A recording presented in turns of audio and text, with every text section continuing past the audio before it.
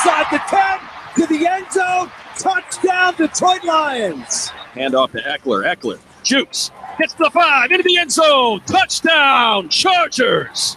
10 yards. Austin Eckler with his first score of the season. Strum that guitar. First and goal for the Vikings from inside the 5. And Justin Jefferson gets the carry to the left side. Touchdown, JJ. He gets the gritty in London. And for Justin Jefferson, it's the first rushing touchdown of his career. The Playbook with Fensty and Ronis. Presented by FantasyAlarm.com on Bettor Sports Network. The Playbook is live on Bettor Sports Network, powered by FantasyAlarm.com. My name is Justin Fensterman. His name is Adam Rodas. For the next 2 hours, let's talk about what happened or what didn't happen on Sunday when it comes to NFL, betting, fantasy football, maybe sneaking a little bit of baseball if we have to. But really, we're going to keep it football. Roman, what's going on, dude? How was your NFL Week 4?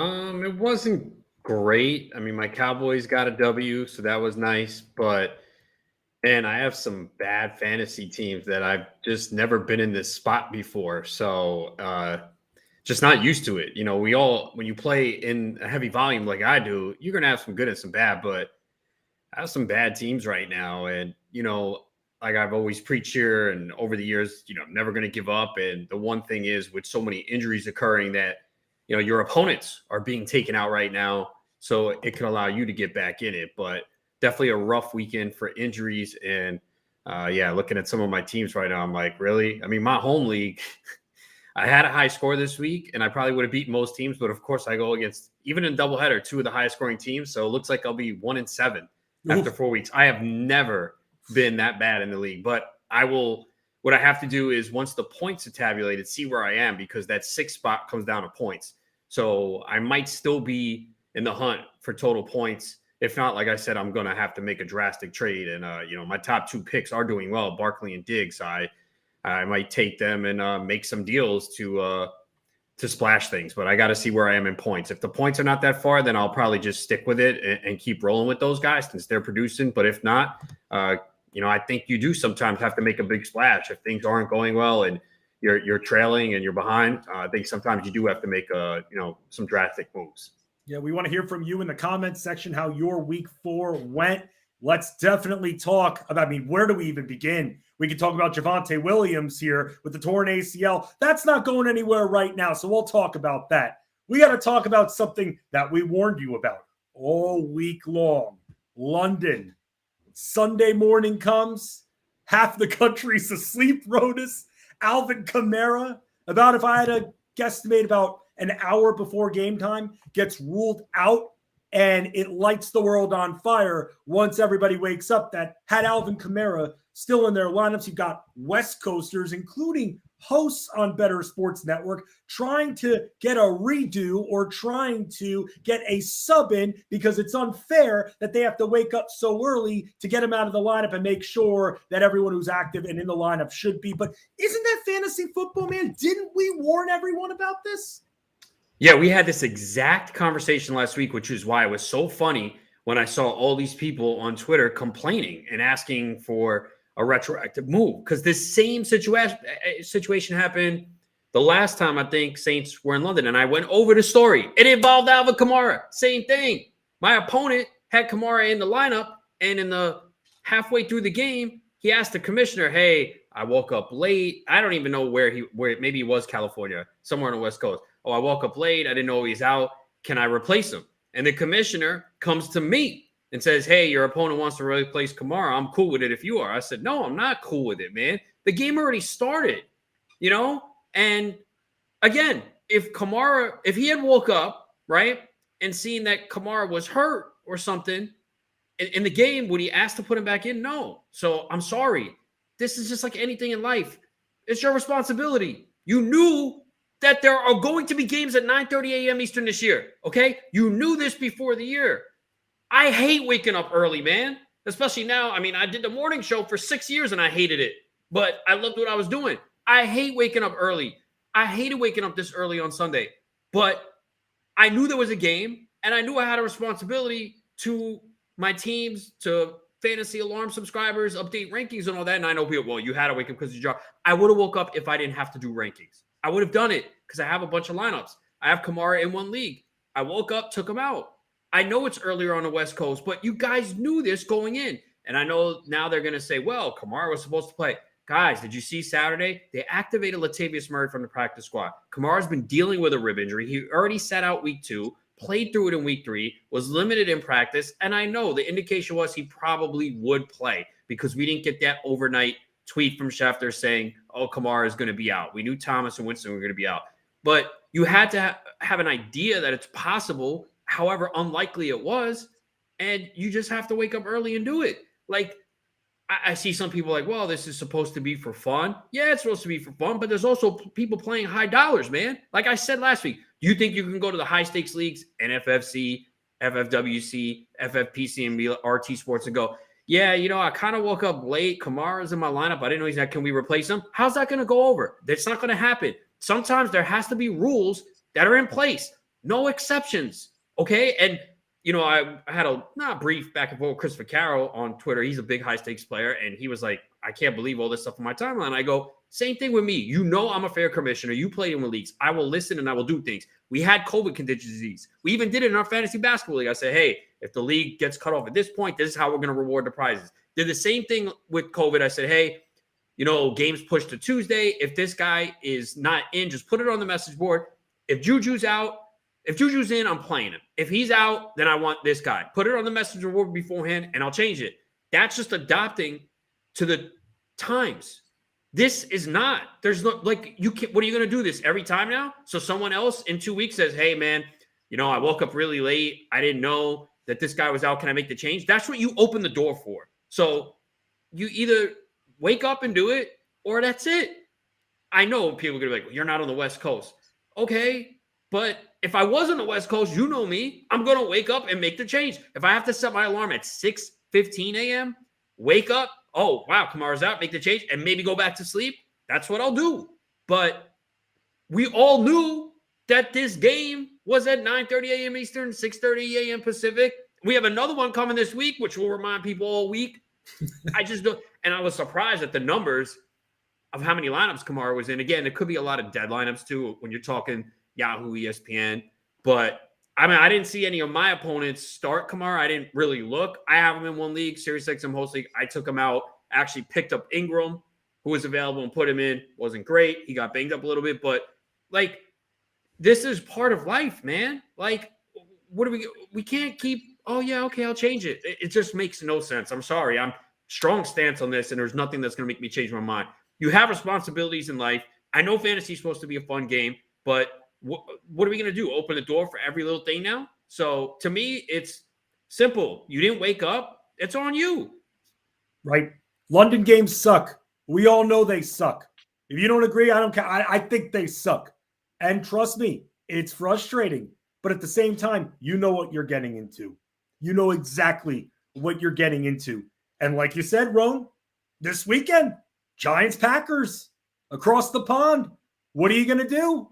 I mean, maybe you work it out with your commissioner and say, hey, if you can, and you work it out early, not the night before, but maybe you work it out with the commissioner. Hey, if this happens, can you potentially make the sub for me? I can make it public. I can make it known that I asked you to do so. You can try to set it up that way. But what's stopping you from going back to bed? That's the big thing. What's stopping you from that? You get up, change your lives, go pee, go back to bed. I know that some people are light sleepers. I'm a light sleeper. I'm a very light sleeper. So if it was me, I would not be able to go back to bed. But you know what? You have a responsibility to set your lineup. I mean, look, it's not a difficult game, man. And you guys know this. You play, I'm sure you're serious and hardcore if you're watching and listening to us now. So you take this seriously. I get it. There's casual leagues and people playing office leagues. That's fine. But the bottom line is, all you have to do is set your lineup each week. I know it's a different week. I know it throws things off kilter. I hate it. I don't like it. I do like the fact that get to watch another game in isolation. But man, yesterday was a long, long day for all of us. And I know people are going to say, well, this is what you guys do for a living. That's fine. But is it that difficult a couple times a year to wake up and set your lineup? And again, I know the Kamara was a little surprising. I wasn't that surprised because, again, I saw that Latavius Murray was called up from the practice squad on Saturday. My immediate mind went to, oh, man, Kamara might not play. Because why would they do that? You know what I'm saying? I mean, it could have been Ingram, but we knew Kamara's been banged up and he's had this rib issue.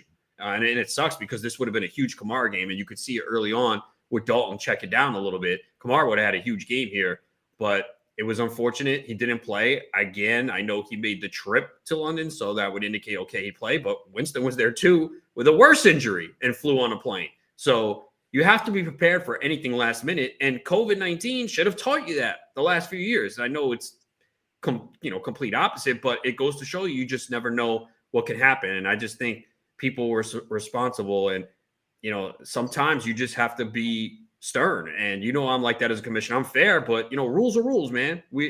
So I have to wake up, but you don't. No, like it's on you. You didn't wake up and you left him in there. That's on you. You could have set your alarm clock for 9:20 a.m., which is 6:20 a.m. on the West Coast. Wake up, see inactives are out. Oh wow, he's out. Okay, let me change him in the lineups. All right, I'm gonna go back to bed. I'm sure a lot of people have the ability to go back to sleep. I don't. I'm a very light sleeper. Once I'm up, that's it, which is why when people sleep over, women, and they wake up early to go to the bathroom. I like how you say people sleep over. It's like, ooh, you still have sleepovers with your friends? No, you know what I mean. Like if I have a girl sleep over and, she wakes up to get to the bathroom like 6 a.m., it wakes me up, man. And then it takes me a while to go back to sleep. So I'm one of those light sleepers. I hear ants crawling outside. I wake up. I'm a very light sleeper. So it's worse for me. But I do it. We all have a responsibility to do things. And I just don't have any sympathy for people. I mean, stop complaining, man. If you don't like it, then, don't play or take off those weeks, man, or something. I don't know what to tell you. That's the thing, though. It's like you take off those weeks, you have L's, and then you don't know what you're going to be faced with down the road. You might as well just not play. It's a few weeks a year. Trust me, we don't like it. We're analysts in this space. We don't like this, but it's the way it is. Blame the NFL. Don't blame your commissioners. Don't be guilting your commissioners because you said it, Rome. You're right. Because this leads to other excuses. Oh, the app was not working. I saw one of our colleagues even email and then tweet at ESPN because there's like, oh, my lineup didn't change. And I swear I changed it. Too bad. Deal with it. You have London games. Just get up quickly and then reset the lineups. And that's it. And yes, Rode, in 2 of my leagues, people kept Kamara in the lineup. Really? Yeah, man. Did they complain and ask for a change? No, they did not. Okay. It was the commissioner, actually, of one of my leagues that kept Kamara in there. Really? Yeah. I was waiting for him to change it. I was sitting there like a freaking lion waiting for the prey, waiting to see some kind of shady change in there. And I was ready to call that commissioner out. Never happened. Kept Kamara in the lineup. Yeah, I mean, look, it's unfortunately part of the game. We've seen it.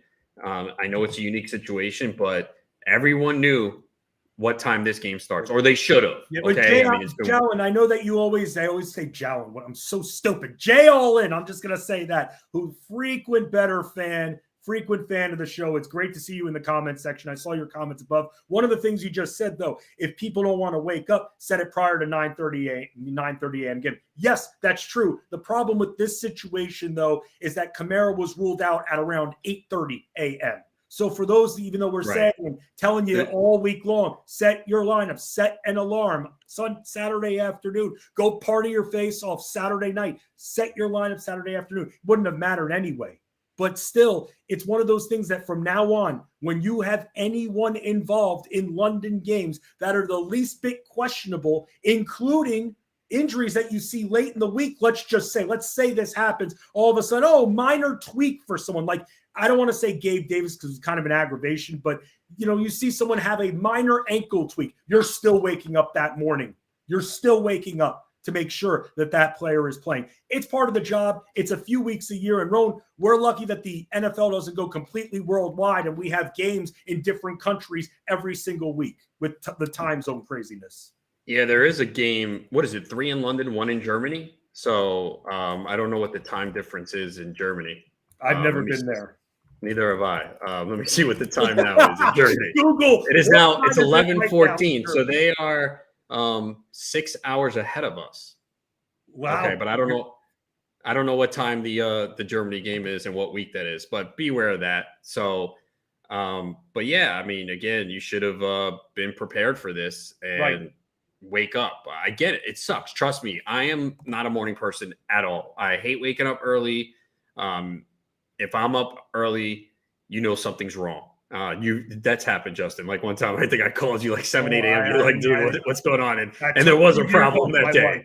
And there was a problem that day. There was a problem. Yeah. I or I'm up early for softball, which I'm not doing now. But that's how you know, like I love something or want to do it. Like in the summer, I wake up Sundays 7:30 a.m. Eastern to play softball. Who wants to get up in the summer on Sunday mornings? But I love playing softball. I love playing fantasy football. So I got to get up and make sure my lineups are set. And again, I was surprised. I woke up, Twitter, I'm like, Kamara's out? Really? Oh, man. But then I was like, wait, Latavius Murray's activated in a practice squad. Okay. Went to my league, took out Kamara, saw Ingram was out there. I didn't really have good backups on the bench. All right, let me put Ingram in there. Didn't give me much, but I was still able to win. But, we can't sit here and, make exceptions and have the commissioner do this and do that. And I know, people oh, you're mean. What's the big deal?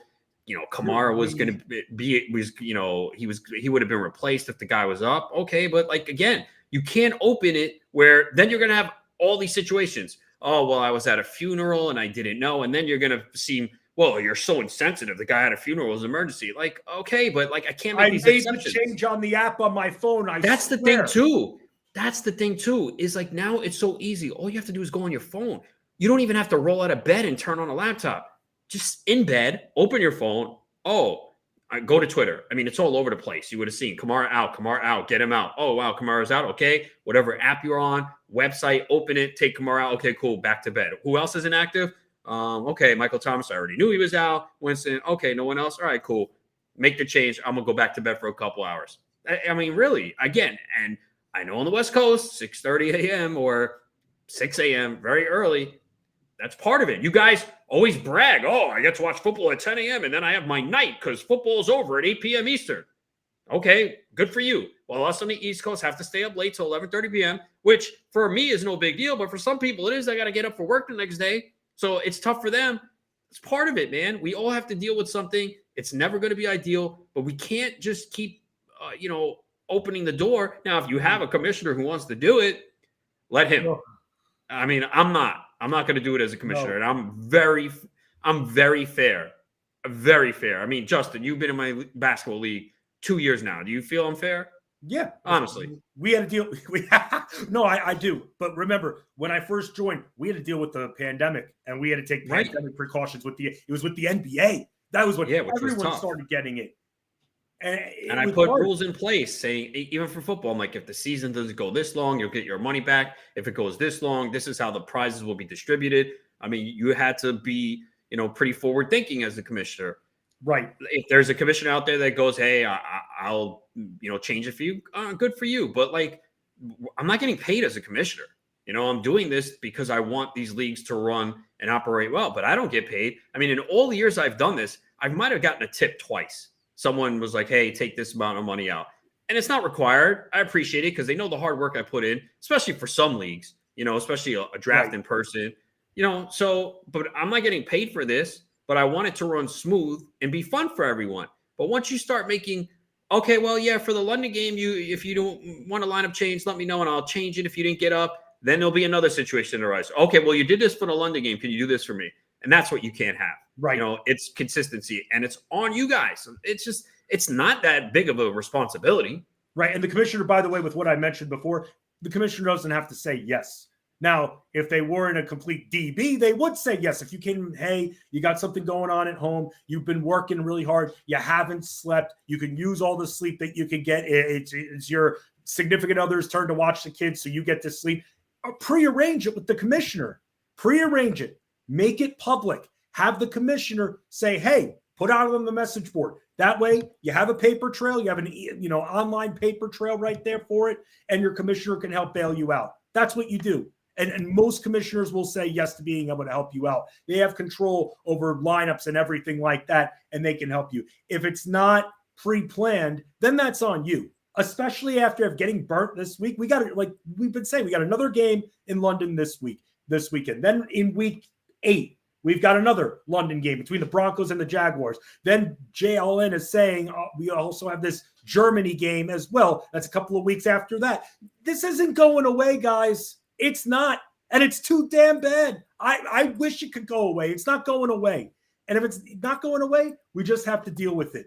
That's the bottom line. Last year, I made a mistake in my being the commissioner of my fantasy basketball league. I made a mistake. And that was I should have put it in an extra IR spot. Someone came to me very early on last NBA season. It seemed like half the league got COVID, swept off right away. Teams were trying to postpone games. It was nuts for the first month or two. You remember that, Ron? The first month or two of the season, everyone was getting COVID again.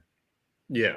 So what I did was I was thinking about it. Because someone asked me week 3 into the season, any way we can add an extra IR spot? And I said no at the time. A couple of weeks later, Impemba, who's in the league, John Impemba, who's at fantasyalarm.com, is in this league, and he's asking me, he's begging me, and I had to say no. By that point, COVID was running rampant. Everyone was getting it. We all could have used an extra IR spot. Trust me, even me, who lost half of his team, but I couldn't do it. I said no at that time. Then the first time, weeks before, it wouldn't have been fair. As much chaos as what was going on those first couple of months, I said no the first time. It wouldn't have been fair. And as a commissioner, you have to stand by your decisions sometimes. And in this case, you have to stand, if you're the commissioner, stand by the decision and don't take any guilt or anything like that. People say, oh, you're stealing money from me because you wouldn't allow me a sub. You're on the West Coast. Sorry, that's your problem. That's your problem. You can have it much worse right now. I can only imagine, Ronan, I know that the storm's kind of gone down a little bit, but still all the bad weather, homes being torn apart in Florida and everything. Those people who play fantasy football, you think they're making excuses? No, they're not. They've got a lot of other things on their mind. They're not making excuses. Some of them, at least. All I hear is these West Coasters out there trying to make an excuse on why they should have gotten a sub, and it's on the commissioner, and it's poo-poo them because they wouldn't let me sub in a player, and that's total crap, Rome.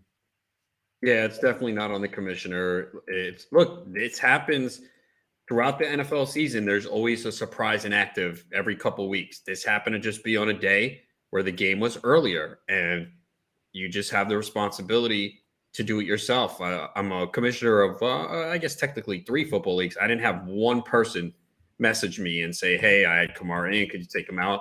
They probably know that my answer is going to be, sorry, it's on you. Like, it's not my responsibility. I have to set my lineups, and I have a lot of them to go through. It's on you. That it's just the way it is. I mean, I don't know why people want sympathy or, mulligans here. Like, no, none of that. It's pretty simple. Yeah, it's pretty simple, man. It's just, it's on you to set your starting lineups. Again, I know it's supposed to be, maybe, look, if you're in a more casual league and it's for fun, okay, do whatever you want. But in most of my leagues, there's some money on the line, or at least, industry bragging rights. And, it comes with a responsibility. It's up to you to set your lineup. It's just like when you have injuries for the later games on Sunday afternoon or the Sunday night game, and we don't know if X player is going to play until they. But you know what? And see, good point, because that's the problem now. What you do is you open the door, right? So say that happens. Someone sets their lineup. Say McCaffrey, right? Reports were yesterday he was going to play, right? Yes. Okay. I'm going to put McCaffrey in my lineup, and I'm going to go apple picking with the family, which is stupid. But anyway, say someone did that. Or whatever. Then they leave. Okay, McCaffrey's in the lineup. He's ruled inactive. Guy comes back, checks his phone at 4:45. Oh, damn, man. Well, I went out with the family, and all the reports were McCaffrey was going to play. I was out. I didn't know he's inactive. Can you take him out and put in this guy? No, I can't. Well, you did it for the guy in London with Kamara. Why can't you do it for me? That is one of the reasons why you can't do it. You're opening the door. Once you do it once, well, how's that fair? I was out with my family. This guy didn't get up early. What's the difference? That's why. So it's got to be simple. You do it yourself. You leave him in and he doesn't play. That's on you. You had an opportunity to check. You can't open the door because that's exactly what's going to happen. Well, you did it for this guy, but you don't do it for me? Yeah, because you don't want me to win. You hate me, and he's your friend. That's why. You can't do it. No, can't do it. at this point. You do it once, then everyone's got to get a turn. You have enough for the class. Like when we were back in grade school, you brought a snack and share it with the class. It's going to be the same thing here. Let's not get involved in that as fantasy sports commissioners. Stand by your ruling. Someone gives you grief, that's on them. That's the way. Now you've learned your lesson. You had Kamara in your lineup. You have learned your freaking lesson. Guess what? You have a time to repent for it, and that is this weekend. We got another London game. A few weeks after that, another one. And then we got the Germany game after that. Not going away. You're going to have to deal with it. What are you going to give up on your team? You're not giving up on your team. Let me make a point, too. Now, say for some reason I didn't get up and my alarm wasn't set. I'm not going to be like, damn, I got to ask the commissioner to take Kamara out. No, that's on me, man. I messed up. I slept late. Got to take accountability when you do something wrong. That's the problem. So many people want to blame everyone else. Sometimes you got to look in the mirror and say, you know what? It's all me, man. I messed up. I don't deserve to get this switch. I woke up late. I couldn't get up on time.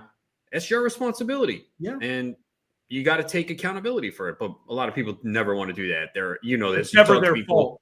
It's always someone else's. Always. And look, we all want to come up with excuses and not blame ourselves. But sometimes you just have to look in the mirror and go, you know what? That's on me, man. My fault. Yes, exactly. Except when Amari Cooper has the kind of line that he had yesterday. Then it's all Brown's fault. That's Cooper's fault. That's not my fault. That's different. We should just never bet on the same thing ever again. I knew it. I knew I was doomed. When you said I like this one, so I said, damn. I should have taken. Can I do that? So if I have a bet and then you follow and say I like it too, can I take mine off the board and change? No, you can't do that. You can't do that. That's part of it. Damn, man. We can make a rule right now that once a bet is taken, then the person's ineligible. I've been for that rule in Prop Wars. No, I mean, because if you do your research and that's one of your top 5 bets, I don't think you should have it detracted. Because it should have been one of my bottom 5 bets based off that crap at this point. Let's talk about how poorly we did in Prop Wars, because receiving yards props were not our friends, let's just say, this weekend. In fact, Ronas and I both hit just one of our 5 props, and it happened to be the running back prop that we took, with everything else being receiving yards. We're going to talk about that, unfortunately. We're also going to continue to take your comments, too. Wesley, I see your comment about, Najee Harris. Good luck to Najee Harris, Roan, over these next few weeks. Horrible schedule for him. You got teams involved like the Bills, the Buccaneers, the Dolphins, the Eagles. Good luck to Najee Harris dealing with the O-line he's dealing with and those matchups upcoming. And that's why I'm not so surprised that I'm seeing Najee Harris for Clyde Edwards-Helaire trade offers on the table, Rome. Yeah, I mean, the problem is CH is all of his production, or most of it, is coming through touchdowns. And you know that it's difficult to rely on that. Even the touchdown he scored, that was an amazing play by Mahomes, was a broken play. That was not designed for him. Right. He's got 5 touchdowns in 4 games, and he has a game of 0 rushing yards, 42 rushing yards. This was the first week he had double-digit carries. The first 3 weeks, 7, 8, and 7 carries. And it's not like he's heavily involved in the passing game either. I mean, this week only 1 reception. He had 5, 4, and 3 before that. But, I mean, you cannot feel great if you have CH in your as a starting running back. And they kept calling that pass a jump shot. That's not a jump shot. Okay, I don't know why they called it a jump shot. It was so stupid. It's the furthest thing from the jump shot. Do a 2-hand fadeaway with the football. That's a jump shot there. So be careful on the broadcast. Seeing more for Najee Harris trade offers here. Jacob on YouTube saying that he traded Tony Pollard and DK Metcalf for Najee Harris in a PPR league. They got to throw to this guy at this point if he's going to have any value, Road. Again, he's not really doing it on the ground. This was what could have been a more optimal matchup. And now that what did he rush? Like 4.1 yards per carry against the Jets. Now with these matchups coming up, you got to lower that ceiling. I don't even think Najee Harris has a ceiling. Oh, yeah. Plus, Kenny Pickett comes in and vultures 2 scores from him. Yeah, and he had no targets. That was the big thing. With Pickett coming in, he's not going to be looking to check down the running back slot. But the bottom line is he's a starting running back. That's the problem is, people lost Javonte Williams. They lost Cordero Patterson. Jonathan Taylor could be out this week. So we already have a lot of other situations where you have split backfield. So, yeah, Harris is not ideal, but I do think the offense will be better if Pickett is the quarterback. We'll see if he does start, even with the daunting schedule. But I would not be giving up Metcalf, though, man. Like, I know it was Detroit, but, man, Geno Smith has played a lot better than anyone would have thought. And Metcalf and Lockett are looking like they were steals in drafts because Geno Smith is behind a good offensive line right now. And will it continue? Probably not. I know the Seahawks have a tougher schedule as well, but Metcalf's one of those guys that just put the ball in his vicinity. He's such a beast. They do play on the road against the Saints this week. That's a tough defense, but then they get the Cardinals, the Chargers, the Giants, Cardinals again. So they have a solid schedule coming up. So you got to be feeling really good about Metcalf and Tyler Lockett right now with the way that offensive line and the way Geno Smith is playing. And I know we wouldn't have thought that, but I actually did like Geno Smith a lot this week. Yep. Ranked him in the top 20. I know we talked about him as a potential waiver wire pickup. I forget what we talked about on the previous week, a week ago. But I remember, didn't I really say I like Geno Smith last week? The first question I asked when we talked about streaming quarterbacks, is there a better option than Geno Smith, who's probably out there? And we both said, nah, not really. I mean, I believe we talked about potentially Mariota still being out there. And I made a big mistake playing Mariota and not picking up Geno, man. And it cost me. But isn't it a big mistake, though? Mariota was fine. No, he wasn't. Are you kidding me? He completed 7 passes. No, not in the game before, leading up to it. Yeah, I'm talking about yesterday's game, though. Because I like Geno Smith. I did have Mariota a tad higher. And I was like, should I drop Mariota for Geno? Because I have Dak in that league. And I was like, you know what? Cleveland's defense hasn't been playing great. Atlanta's at home. Mariota was 7 of 19 for 139 yards and 1 interception, 5 carries for 3 yards. Absolutely abysmal day. And then you watch Geno absolutely shred Detroit. And the lesson here is we're playing quarterbacks, and most of our fantasy routes are against Detroit until proven otherwise. I know it's probably not going to last like this, but they've given up 38, 27, 28, and 48. And the next 2 weeks, they're on the road at New England, at Dallas. So, I know New England. We'll see who the quarterback is at this point, and that's not Dallas will hold them down. Dallas will figure it out against them. I don't know why. I'm like you. I'm like a Cowboys fan now. I'm very impressed. Welcome aboard. I know it's crazy. Like after week 1, I was having a funeral, and now I'm like, oh wait, you're Cowboys like, can get out of the NFC. Over. It's done. It's finished. But I did say before the year, the one thing, as I was disappointed with the Cowboys offseason, but the NFC is so wide open. I said before the year, I still think the Eagles are the best team in the NFC East and one of the best teams in the NFC. Still feel that way. Dallas does play them, I think, week 6, so we'll see. But this Cowboys defense is really good. It's better than I thought. I was worried because of the turnover differential last year was so positive that would regress, but they are just playing lights out right now on defense, and Cooper Rush has come in and done a solid job. So, I'm not saying, it's great. They did what they've had to do. They've won the games they're supposed to. They're going out to the West Coast this week to play the Rams, who don't have a home field advantage. There'll be a lot of Cowboys fans out there, and the Rams are on a short week since they're playing tonight. Not saying they're going to win the game, but, when you look at the NFC, you're like, okay, I could see if things break right. But as we see, so many things can change.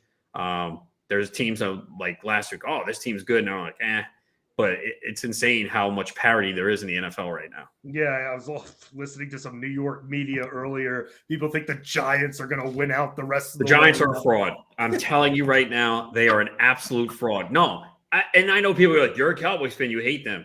I do, but I'm objective. In week 1, I loved them against Tennessee. You did. They've beaten Tennessee, who is still not a good football team. I know they won yesterday. That's how bad the Colts are. I was wrong on that game. They beat the Panthers, who are horrible, man. My goodness, man. They are just abysmal. And they beat the Bears, who are terrible. Don't tell me, the Bears were 2-1 coming in. They suck too. They were fortunate to get a win against the Niners. We talked all week how one of these teams was going to be 3-1, and it was hard to believe. The Giants are not good. They have no wide receivers. It's Saquon Barkley. That's it. Barkley was lining up at quarterback in that game because Taylor got hurt and Jones got hurt. And we'll see if Jones plays this week. But, man, if you Giants fans really think this team is for real, like I have a Giants fan. He's like, I don't like them winning. I want them to lose and get a quarterback. He's realistic. This team is not going anywhere. Even if they somehow miraculously find a way into the postseason, this team is garbage, man. They're an absolute fluke. And I'm not saying the Cowboys are great, but the Cowboys have a legit defense. They've been playing without a quarterback, their starting quarterback. They've been playing without a couple linemen. Gallup just came back. Cowboys actually have some talent. So they can make the playoffs and potentially win a division. And because the NFC is so bad, maybe make a run, but I'm sure Mike McCarthy will mess it up. But the Giants, come on, man. This is smoke and mirrors, man, for this team to be 3-1. Look who you guys have beaten, man. You got Tennessee. Okay, I give Dable credit for going for 2, bold move. And Tennessee missed a field goal. Giants got a field goal late against Carolina. That game was ugly. And the Bears, I mean, come on. I mean, give props to Justin Fields for going over his passing prop, depending on what book. It was between 145 and 148 passing yards, which is like the absolute lowest you'll see. Right. By the way, those that dropped Darnell or that didn't drop Darnell Mooney, that just kept them buried on the bench, I'm sure they're a little bit kind of happy that they didn't just go ahead and drop him immediately. But that does not mean one bit that he's out of the woods by any stretch of the imagination. Just that you didn't drop him. Good. You didn't drop him. He had a nice game. Encouraging to see. Maybe he does become an asset. But yeah, you played him. You got lucky there. By the way, Nick Durst, our roving reporter for BSN, spends a lot of time at MetLife Stadium. Saquon Barkley's a QB1. That's the best take I've heard all year. Look, he can complete more passes than Marcus Mariota and Justin Fields. And you know he's going to run. So, yeah, I mean, definitely. He's a QB1, RB1, and maybe we'll get him at wide receiver. You never know. He's Adam Rodas. I'm Justin Fensterin. A lot to still uncover from this past weekend. Got to talk injuries. We mentioned Jonathan Taylor briefly with the ankle injury. What sucks about this situation, though, is they got the short week this week. So they got the Thursday night game coming up. Not good for Jonathan Taylor with the ankle injury. We'll have to see what happens. I saw some note about Mr. Lindsey could become relevant again if Jonathan Taylor can't go. So we'll keep you up to date with all the injury information. Javonte Williams, going to give you guys a few minutes here to just settle. I have him in 2 leagues. It stinks. Torn ACL, LCL injury too, which could back up the timetable even more for next year. You don't like to see that. He completely tore his knee up. Is Melvin Gordon the answer? Well, negative 1.25 fantasy points. Not so far, but the Roan man mentioned Mike Boone a week ago, who was running routes, and he noticed that. Could he become more involved? Find out. It is the playbook, your playbook to victory here on BSN. The Playbook with Fensty and Ronis, presented by FantasyAlarm.com. Network. Collectible moments. Everybody up here at U.S. Cellular. Sox 5 runs, 6 hits. The 2-1 to Bartlett. Swing, chop to short. Ramirez has it, throws. Burley picks a perfect game. His second no-hitter. People going crazy here at U.S. Cellular. He's mobbed by his teammates. A perfecto. Now there's a steal by Burns. Underneath the DJ, lays it in. Right up, 1 second left. What a play by Burns. Burns stole the impounding pass. Laid it up to DJ. DJ laid it up and in. And Boston has a 1-point lead with 1 second left.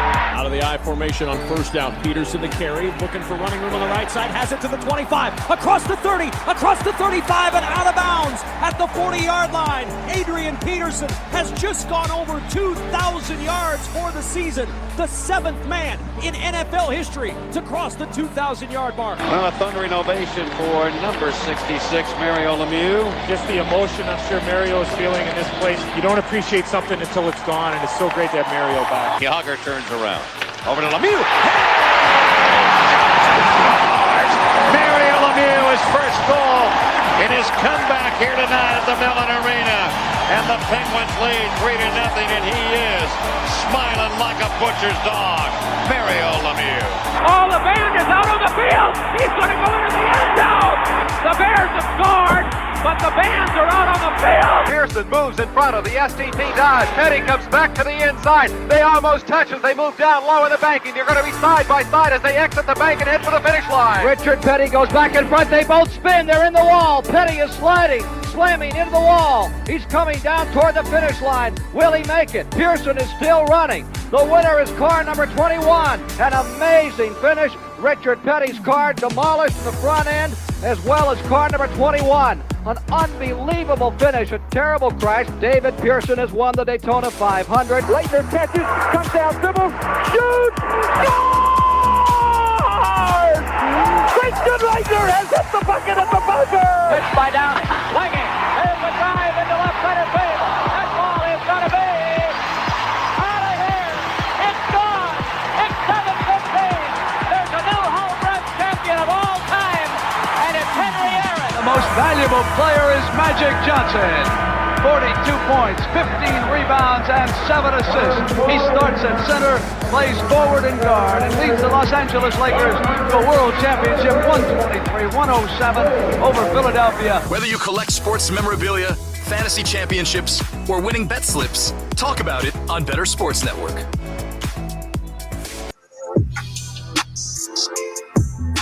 Lawrence in the gun. He's back. He steps up. He's hit. He fumbles the football, but I think he has it. Let's see. Now the Eagles have it. That'll be the game. The Eagles have it. Snap to Wentz. Here comes pressure. Throws it deep down the left side. It is intercepted by Diggs. Boy, they tried to challenge him with Jahan Dotson, their number one pick out of Penn State. And Diggs just eats this one up. The Playbook with Fensty and Ronis, presented by FantasyAlarm.com. There are highlights and there are certainly lowlights, as you just heard. Trevor Lawrence, Carson Wentz, not good. Crediting the Eagles and Cowboys Radio Network for those calls there from what we heard and what we actually saw yesterday for a big week 4, and just not the best when it comes to injuries, low performers as well, but that's how it goes when it comes to football. Some of you still pissed that you had Alvin Kamara in your lineup. Too bad. That's on you. Hey, we're warning you now. This weekend, Giants, the 3-1 amazing Giants, and the Packers in London. You're getting a warning now, and you're going to get another warning certainly this week, or maybe about 5. Javonte Williams, he tore his ACL. I mean, at this point, Rome, you think that Melvin Gordon becomes the guy, or for those that maybe have a high waiver claim or a good amount of bucks that even don't have Javonte Williams on their teams, should be looking to grab and stash Mike Boone. Probably going to use both of them would be my guess. I mean, we have seen Melvin Gordon with a fumbling issue, and you got to love Twitter, right? For the this age well, some moron. Because when Melvin Gordon fumbled during the game, I go, Melvin Gordon fumbles, Javonte Williams trending in 3, 2, 1. Some guy responds today, this aged really well. Dude, do you realize that I'm tweeting in real time that was before the Javonte Williams injury? What is wrong with people? I hate that they do that on Twitter all the time. Oh, this aged really well. Yeah, because we're tweeting in real time. You're looking at it 24 hours later, moron. But yeah, it's probably going to be Boone and Gordon. So I'd be picking up Boone. Jonathan Taylor dealing with the ankle injury, short week, so we're going to have to see what happens there. And then, we don't like to see this one. Traylon Burks, now according to reports, we're seeing dealing with turf toe. And unfortunately, Rome, when it comes to turf toe, there's no clear timetable for it. A lot of it is feel and keeping the pressure off. Surgery also potentially on the table. We don't know just yet if that's going to happen, but not good for Traylon Burks. He's going to be missing some time here. Yeah, real unfortunate. It's been so up and down for him, with the asthma in camp and some of the injuries and then not starting and then it looked promising. But it just now he's going to miss some time. So it really sucks because I think he was in a position to really get better as the week's gone on. And now we'll have a little delay in that. Yeah, that's for darn sure. Cordero Patterson now on the IR with the knee. It wasn't certain whether or not he was going to play. He ended up playing. Now he is going on the IR there. Rashad Bateman dealing with a mid-foot injury, was wondering where he was at. And then, hey, we figured it out. We found out mid-foot injury for him. Still looking for more details about that. Some of you asking in the comments section about the Giants. I mean, Taylor got concussed. Daniel Jones is dealing with the ankle injury. Kenny Golladay, who cares? Hurt his knee. Probably not even a real injury at this point. Doesn't want to be on the field. Wants to get paid. Kenny Pickett replaces Trubisky. How do you feel about that? I was pretty surprised. I was actually talking with my brother-in-law, who's a Steelers fan, during the game, and we were debating whether or not Mike Tomlin would stick by his word and not put Pickett in at all this year. About 5 minutes later, the switch is made. Pickett comes in. What are your thoughts on that whole thing happening? I was pretty surprised that the switch was made mid-game like that this early in the year. No, it had to happen. I mean, it's just Trubisky's not doing anything. Let the kid play. You're probably not going anywhere this year anyway. Does have some good weapons. We've seen him went to George Pickens a lot. And yeah, the schedule is tough. They're going to be 14-point dogs in Buffalo this week, but let him get out there. So I think it's good. Yeah, I mean, other injuries, Jahan Dotson dealing with the hamstring injury, could end up missing a week or even two. Jamison Crowder with the ankle injury, severe ankle injury. Isaiah McKenzie, even with his head injury too, Roan. And just a lot of big injuries here. And not only the running backs like we talked about, but even the wide receivers. Not the best week we're coming off of in week 4. No, and we know that's part of the game, and that there are going to be weeks where it's more brutal than others. And, this is one of those weeks. So depending on the depth of your league, there could be some players on the waiver wire. Some of these guys that we talk about are probably rostered, but many of these guys could be available in many leagues. So this could be a week that you see more money spent on the waiver wire this week. Let's go over very quickly. Not too much to talk about here. We missed a lot of props from Prop Wars. The props that I missed, the Devontae Smith over 55.5 receiving yards, was relying on that over the last couple of weeks. Did not come through. Both Roan and I missed the over 59.5 and 60.5 receiving yard prop on Amari Cooper. Drake London over 55.5 receiving yards did not hit. I hit the Saquon Barkley over 80.5 rush yards. And then I just missed the Josh Allen over 37.5 pass attempts, ended up with 36. You just missed the Cortland Sutton over 66.5 receiving yards. You missed on the Amari Cooper. Michael Pittman over 68.5 receiving yards. That was missed. The Diggs one was missed at that you had over 83.5. Yeah, I think weather played a part in that one. Yeah. But then you hit the Nick Chubb one, man. You gave the stat there on how he had done it, last 7 games at that point, over 8. Yeah, well, he has 7 straight games, well, now 8 of at least a 20-yard run. Right. The other thing is the other prop I was looking at on the similar was Barkley over 16.5 on the longest run. And he had done that in 2 or 3 games against Carolina. He had 16, but this was a great matchup against the Bears. And I should have went with that instead because he's breaking off long runs and he's getting huge volume. 31 carries this week. So we've seen it every week. He's certainly capable of breaking a long run at any time. So should have went with that. But yeah, I mean, I knew this was going to happen after a very successful first 3 weeks. That was 12-4. You know that you're going to get hit with a bad week. And, this was one of them, unfortunately. So just got to rebound and get ready for next week. And got screwed. The DraftKings boost on Josh Allen. I should have known, right? Plus 100, over 1.5 touchdowns. Oh, yeah, easy money. Nope. Can't fall for these boosts, man. It's unbelievable. And maybe the weather played a part on that, but come on, man. Against the Ravens, so disgusted by that. And I should have known.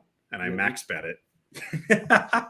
Hey, man, you win some, you lose a lot sometimes. And this was one of those weeks where we were losing a lot. By the way, in our host league, though, I put up a lot of points here. And unless a miracle happens, my season's not going to be over at 0-4 in that league. So I was able to put up a lot of points there. So that's why you don't give up on your teams necessarily. Some just takes a few weeks to start performing. So we'll have to see if I can move on up there. Other bottom performers, some of the zeros that were on the board, Marvin Jones, Chase Claypool, both at Claypool. Here's the thing, man, with Kenny Pickett, and you just, I feel like naturally have to lower the ceilings for those Steelers wide receivers, especially Claypool versus Pickens. I'm worried, man, about Claypool. It's someone that I've talked about this all year long, thought his style of play was too similar with George Pickens. Now with Kenny Pickett coming in, you're going to have growing pains. I don't know if you can bench. I don't want to say roster, but I don't know if you can start Chase Claypool at this point with any kind of confidence.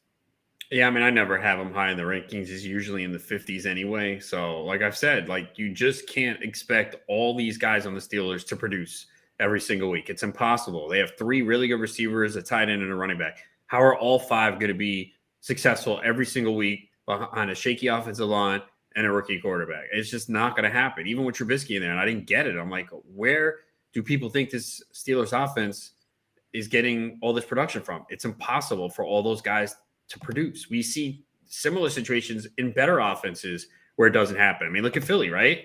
I mean, Smith had 2 good weeks, 2 down weeks. Brown had a couple subpar weeks, with Brown, Goddard, and Devontae Smith, and then you got the run game. Like, it's just as good as the Eagles are. You can't have everybody produce every single week. It's not going to happen. No, it's not. And yeah, that's why you're going to have to deal with it. You're not going to make the trade and undersell your players completely, but that's why you have to view fantasy football as a full-time gig. And this circles all the way back to what we've been talking about for a lot of the show. And that when you have games starting at awkward times, you have to make sure that you're setting alarms in your phone. You're setting reminders. We've all made mistakes. I had one year where I was coming back from the studio. I had just moved to suburbs of Maryland. I'd moved about 55 minutes away from the studio, the SiriusXM studios. And I'd get done at whatever, 7 o'clock at night. I'd go home, it'd be like 8 something right there. I'd be tired as hell. Oftentimes I'd be making claims and I'd fall asleep on the couch making claims because I would be stupid about it and lie down, make my claims literally on my side as I'm falling asleep. And what happened? I fell asleep constantly one year and I had to stop that. This was maybe in 2019 or something like that. And I had to stop that. And I started setting alarms and it got annoying. And yes, I would still doze off, but those alarms come through handy. This weekend, you're going to set an alarm and you're going to be ready for these London games. Let's also talk about tonight's game because we're going to talk about it more in detail. But 49ers elevating, we're seeing, according to Adam Schefter, Willie Snead, Tevin Coleman, Lee Turner as well, all being elevated from the 49ers. You think we have to make anything of that, or is it just kind of a random coincidence that a few offensive players are being elevated here leading into this game? Yeah, I mean, I don't really expect anyone significant to sit that we expected, so probably not. Yeah, no, neither did I. Philly Mac, by the way, is saying for his prediction, Devo Samuel anytime touchdown plus 130 on DraftKings. And I don't know who he's telling to eat some vegetables, but I eat a lot of vegetables, Philly Mac. That I'll tell you that much. Ron, you eat a lot of vegetables? Yeah, anytime I get an opportunity, I do. Yes. You don't like salads, though, Ron? Are you kidding me? I love salad. I didn't think you liked salads. Dude, I guess you never paid attention. I told you when I went on a cruise, I ate like the salad 2 to 3 times a day. How long ago was that cruise? 2018. Okay, so that was, if my math is correct, that was about 4 years ago, I'd say. Okay, so what? I love salad then, and now I don't? Well, what was the last?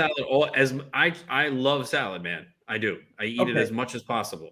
All right, because, I mean, you mentioned a time in 2018. That was 4 years ago. I mean, Yeah, but I know I've mentioned that cruise in the last 4 years multiple times. You have. But again, that was 4 years ago that you ate a salad. That's what you referenced, that you ate it 4 years ago.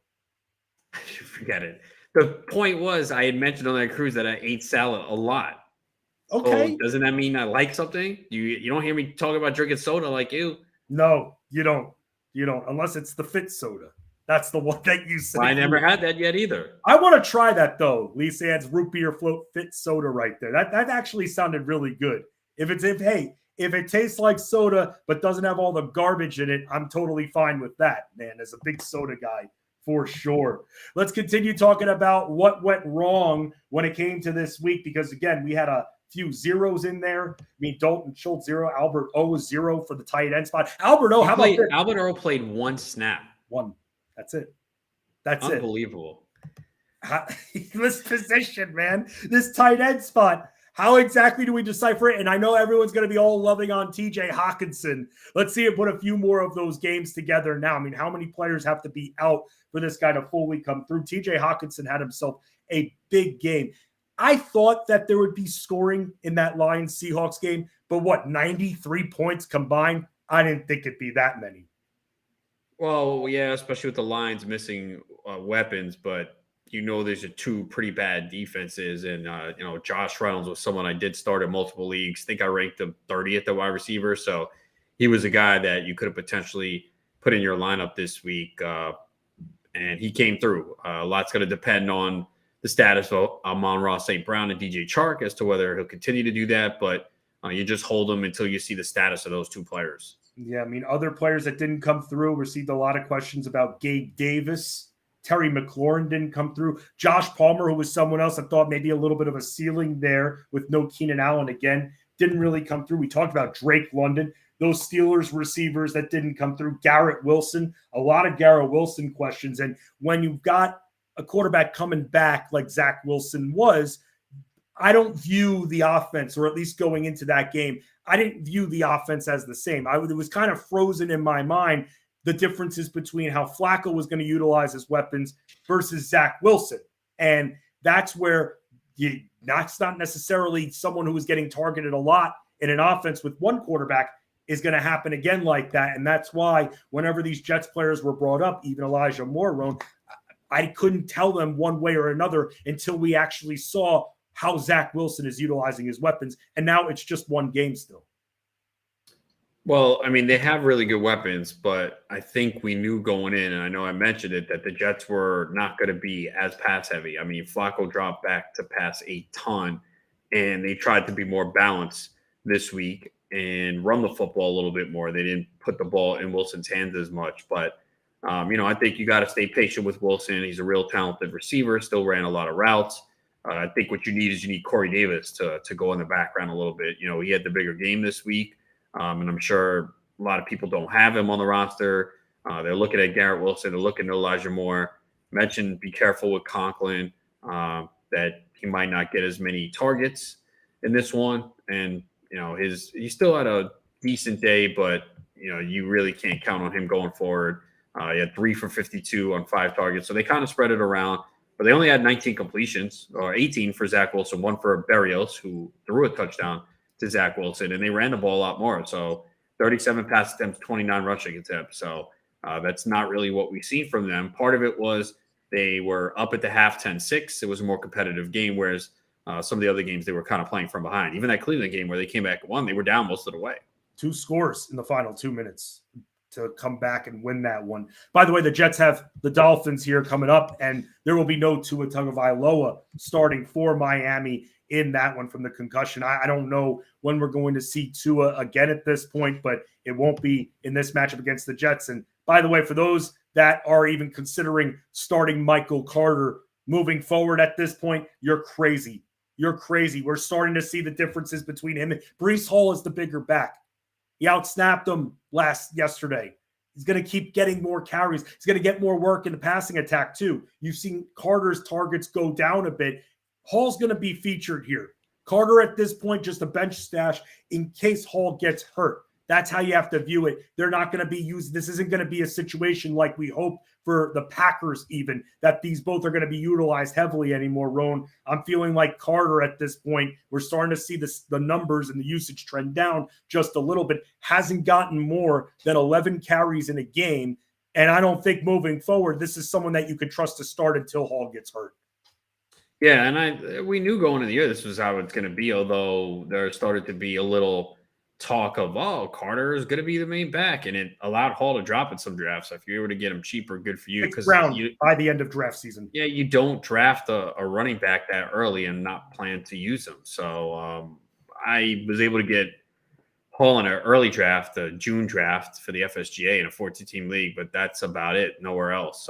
So he was in my lineup, and was happy to have him on the roster. We will talk about Monday Night Football, what we're thinking about this game. We'll go over some props as well, even sneak in a little bit of baseball. But let's talk about some of those top performers, some of the players, because we've been very negative this hour, and we don't like to be negative. We're both very positive people at this point. But still, we're going to go over some of the players who were the top of the top when it comes to performers from week 4 of the fantasy football season. This is the Playbook with Fensty and Ronis, powered by FantasyAlarm.com here on Bettor Sports Network. Stay tuned for sports. Talk about your picks, your fantasy teams, and your sports collectibles on Bettor Sports Network. The Playbook with Fensty and Ronis, presented by FantasyAlarm.com. The only person, I've said this to you before, who I believe back then, of all those power hitters who truly was clean, Ken Griffey Jr. I mean, I think so when he got hurt. We'll never know that for sure either. No, dude. We've seen guys who were not big take substances. That's true. Get busted. So it's not about that always. I hear you. It's just, don't you think with the way his career kind of went, you would think that he didn't take anything? I don't think he did, but we'll never know 100%. I'm going to keep telling myself that he didn't. The 1 year player, I mean, he's my favorite baseball player of all time. In the 1990s, Ron, as a kid, as a 5-year-old kid who plays video games and collected cards, there was no one cooler than Ken Griffey Jr. I still wear my hat backwards because Ken Griffey Jr. did it, and he looked really cool doing that, wearing a backwards baseball cap. Like, he made everything the guy did looked cool. Even the home run in the movie Little Big League, it's acting, it's all, I guess, fake, but even he made that look cool.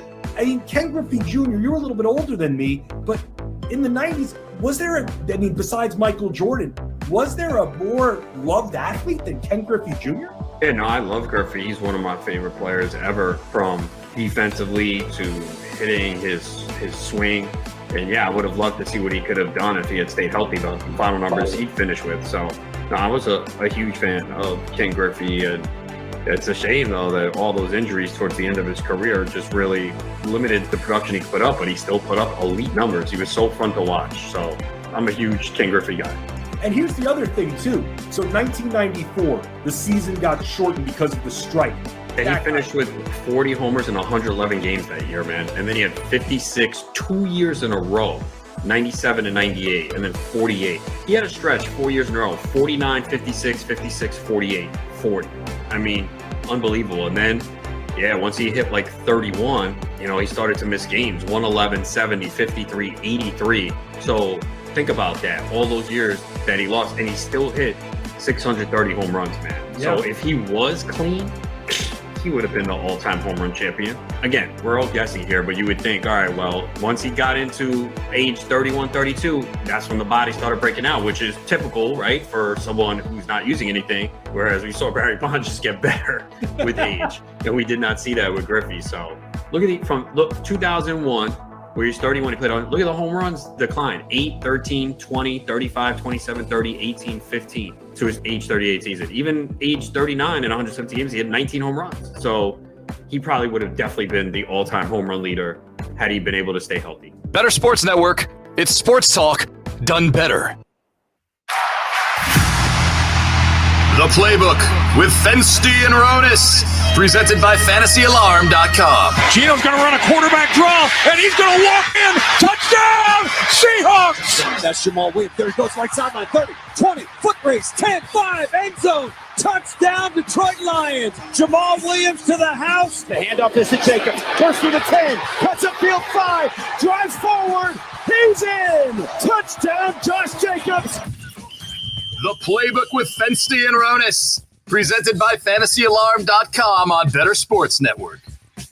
The Playbook continues on Better Sports Network. Give us a follow at Better Network. Comment in the comments section. Hit that fun button. We're all having a lot of fun here talking about some of the players that screwed us and how some of you out there essentially screwed yourselves when it came to the Alvin Kamara situation. But we'll talk about something a little bit more positive before we get to Monday Night Football between the 49ers and the Rams. Those are top performers from Sunday. And let's start here, Rome. We talked about TJ Hawkinson, 179 in the air, 2 scores. What about Austin Eckler taking full advantage of that good Houston matchup? It was only a matter of time, I felt, before he was going to get in the end zone on the ground and actually do something on the ground. Scored 3 touchdowns, 2 on the ground, 1 in the air. And this is just going to be this Houston Texans team. This is going to be a team that we're going to be chasing a lot when it comes to running back matchups against them.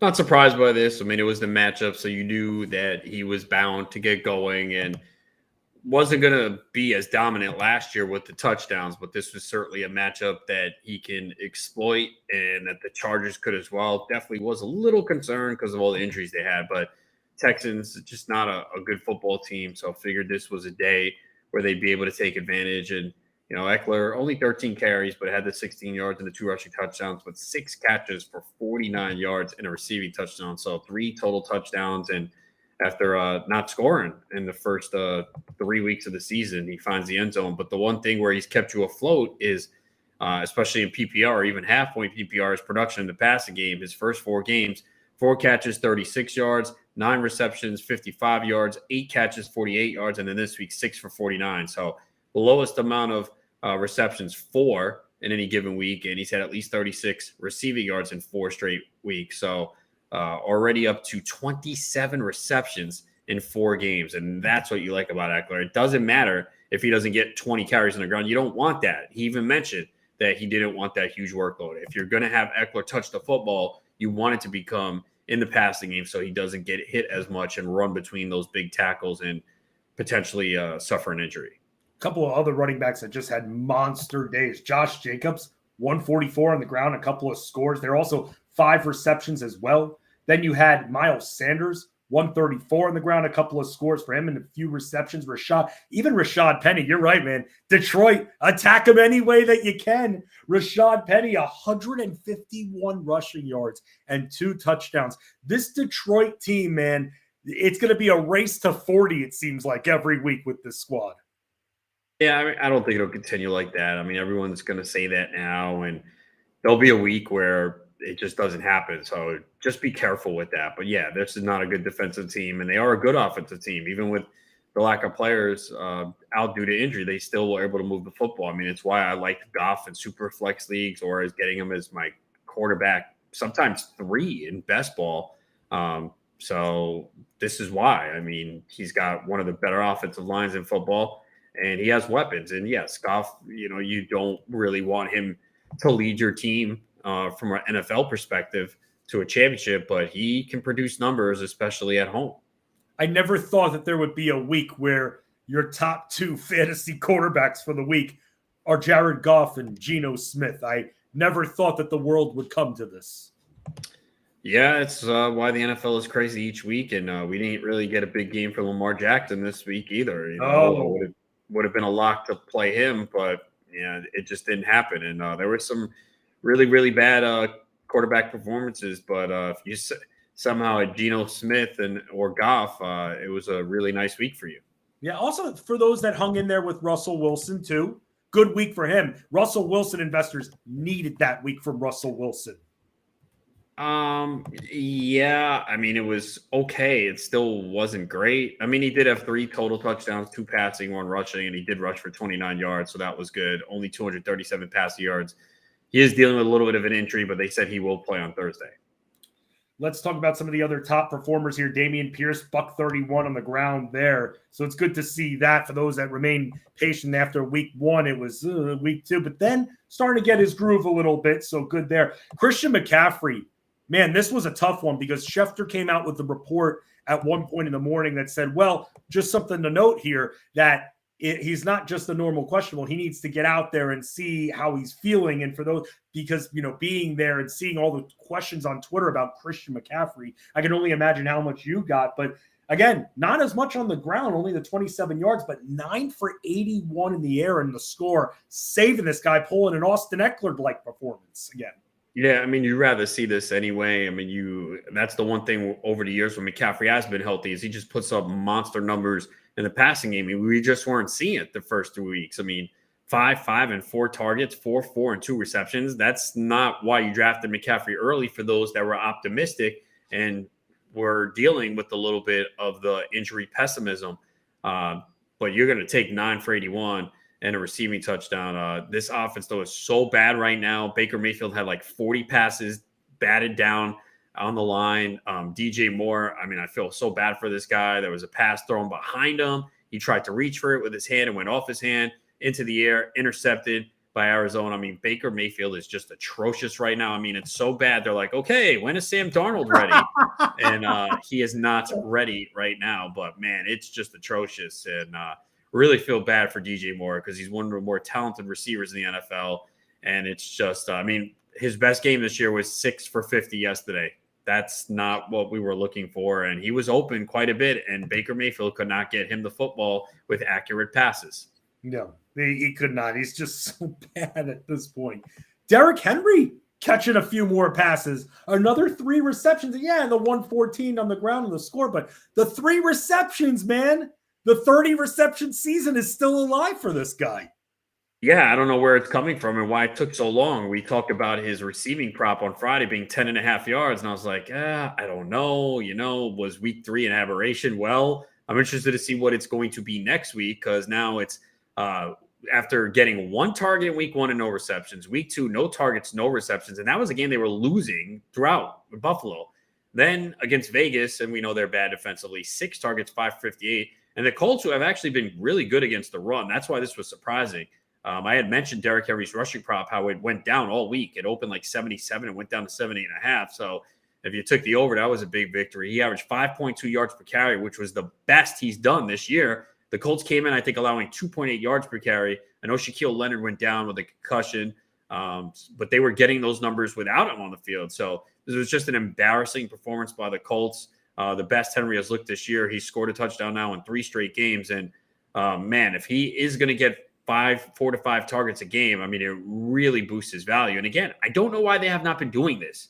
I mean, Henry is a capable back that can catch the football, and you want to get him in space, let him get started, and then people are scared to tackle him. So I don't know why this didn't happen sooner, because trust me, everyone would have been like, oh, if Henry was we knew this was going to be the amount of targets he gets, he'd go higher in drafts. People have more confidence. Looking at their schedule, and they play the Colts again after their bye week. Yep. What is this? They play Washington this week. I guess they have a bye, and then they play the Colts again. Why do they do this? I hate when they do these divisional games like 2 times in 3 weeks, 2 times in a month. So stupid.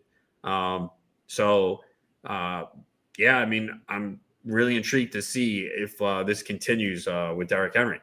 He's scored in 3 straight weeks now. And yeah, if we're seeing this prop come out against Washington and it's sitting there at like 17.5 receiving yards, might be betting the over on that one. If he's going to be catching 3 passes a game, let's just say. Might, keyword might.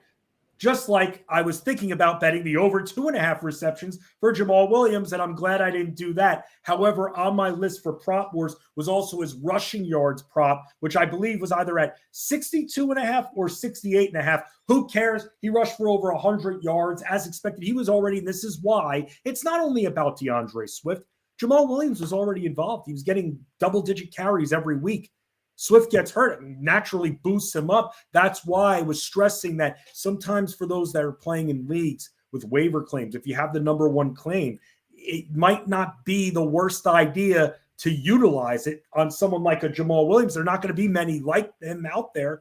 But if you're seeing someone get the usage, get the carries, even with another back in there, pick that back up. And now for those that did, Jamal Williams over the last few weeks has been money, but especially this matchup, scoring a couple of times against Seattle. Yeah, and I don't think it's going to be like this every week. You know, he played only 36 snaps. Reynolds played 28, and Jackson played 6. So, you know, I think this week, competitive game, and he only had 3 targets, too, in the passing game. He did have the 19 carries. So I don't think they want to do this every single week with Jamal Williams, though. We kind of saw this last year. He got off to a really good start, and then his workload started to go down. So just be careful, like thinking, all right, well, now I got a RB1 because now, you know, we will see Swift back probably after their bye. But, you know, I don't think they can sustain this workload with Jamal Williams every single week. Again, he had a stretch last year. After the second week of the season, he had 12 carries, 14-13, and then it started to go down. So I don't think they want to do this every week with Jamal Williams. No, but it's still a good guy to just have on your bench. Swift gets hurt again. All of a sudden, this guy lock him back in for close to 20 carries. I agree with you. It's just I feel like there are just too many people that just sit on that number 1 waiver claim, and by the time they're ready to use it, they're out of contention in week 10, 11. Yeah, I think it depends on what's out there, what your situation is. Some weeks there's going to be multiple options where you use it. I mean, the first few weeks, there really wasn't a lot, in my opinion. Again, it all depends on the depth of your league, too. 16 roster spots, 20. I think, again, a lot of people have moved to FAB, but there are still leagues that do the rolling waiver wire where you have to make that decision on whether to use that number 1 pick. And, you know, it just sucks when you use it on someone and then they don't do much. And then the next week you could have had it. And then it's a week like this week where there could be multiple running backs available that could help your team. A couple of receivers that had over 100 yards receiving included DK Metcalf, Devontae Adams, Mike Williams as well, all with very solid performances. Marquise Brown, wasn't sure if he was going to play. I was actually loving the receiving yards prop on him. I believe it was close to 60 for him. Then we hear Friday about the foot injury, and then potentially with him ended up playing 6 for 88 with a touchdown. And that's the problem sometimes, Rome, when it comes to prop betting, is that when you see a newer injury pop up just like that, it made me stay off the receiving yards prop on him.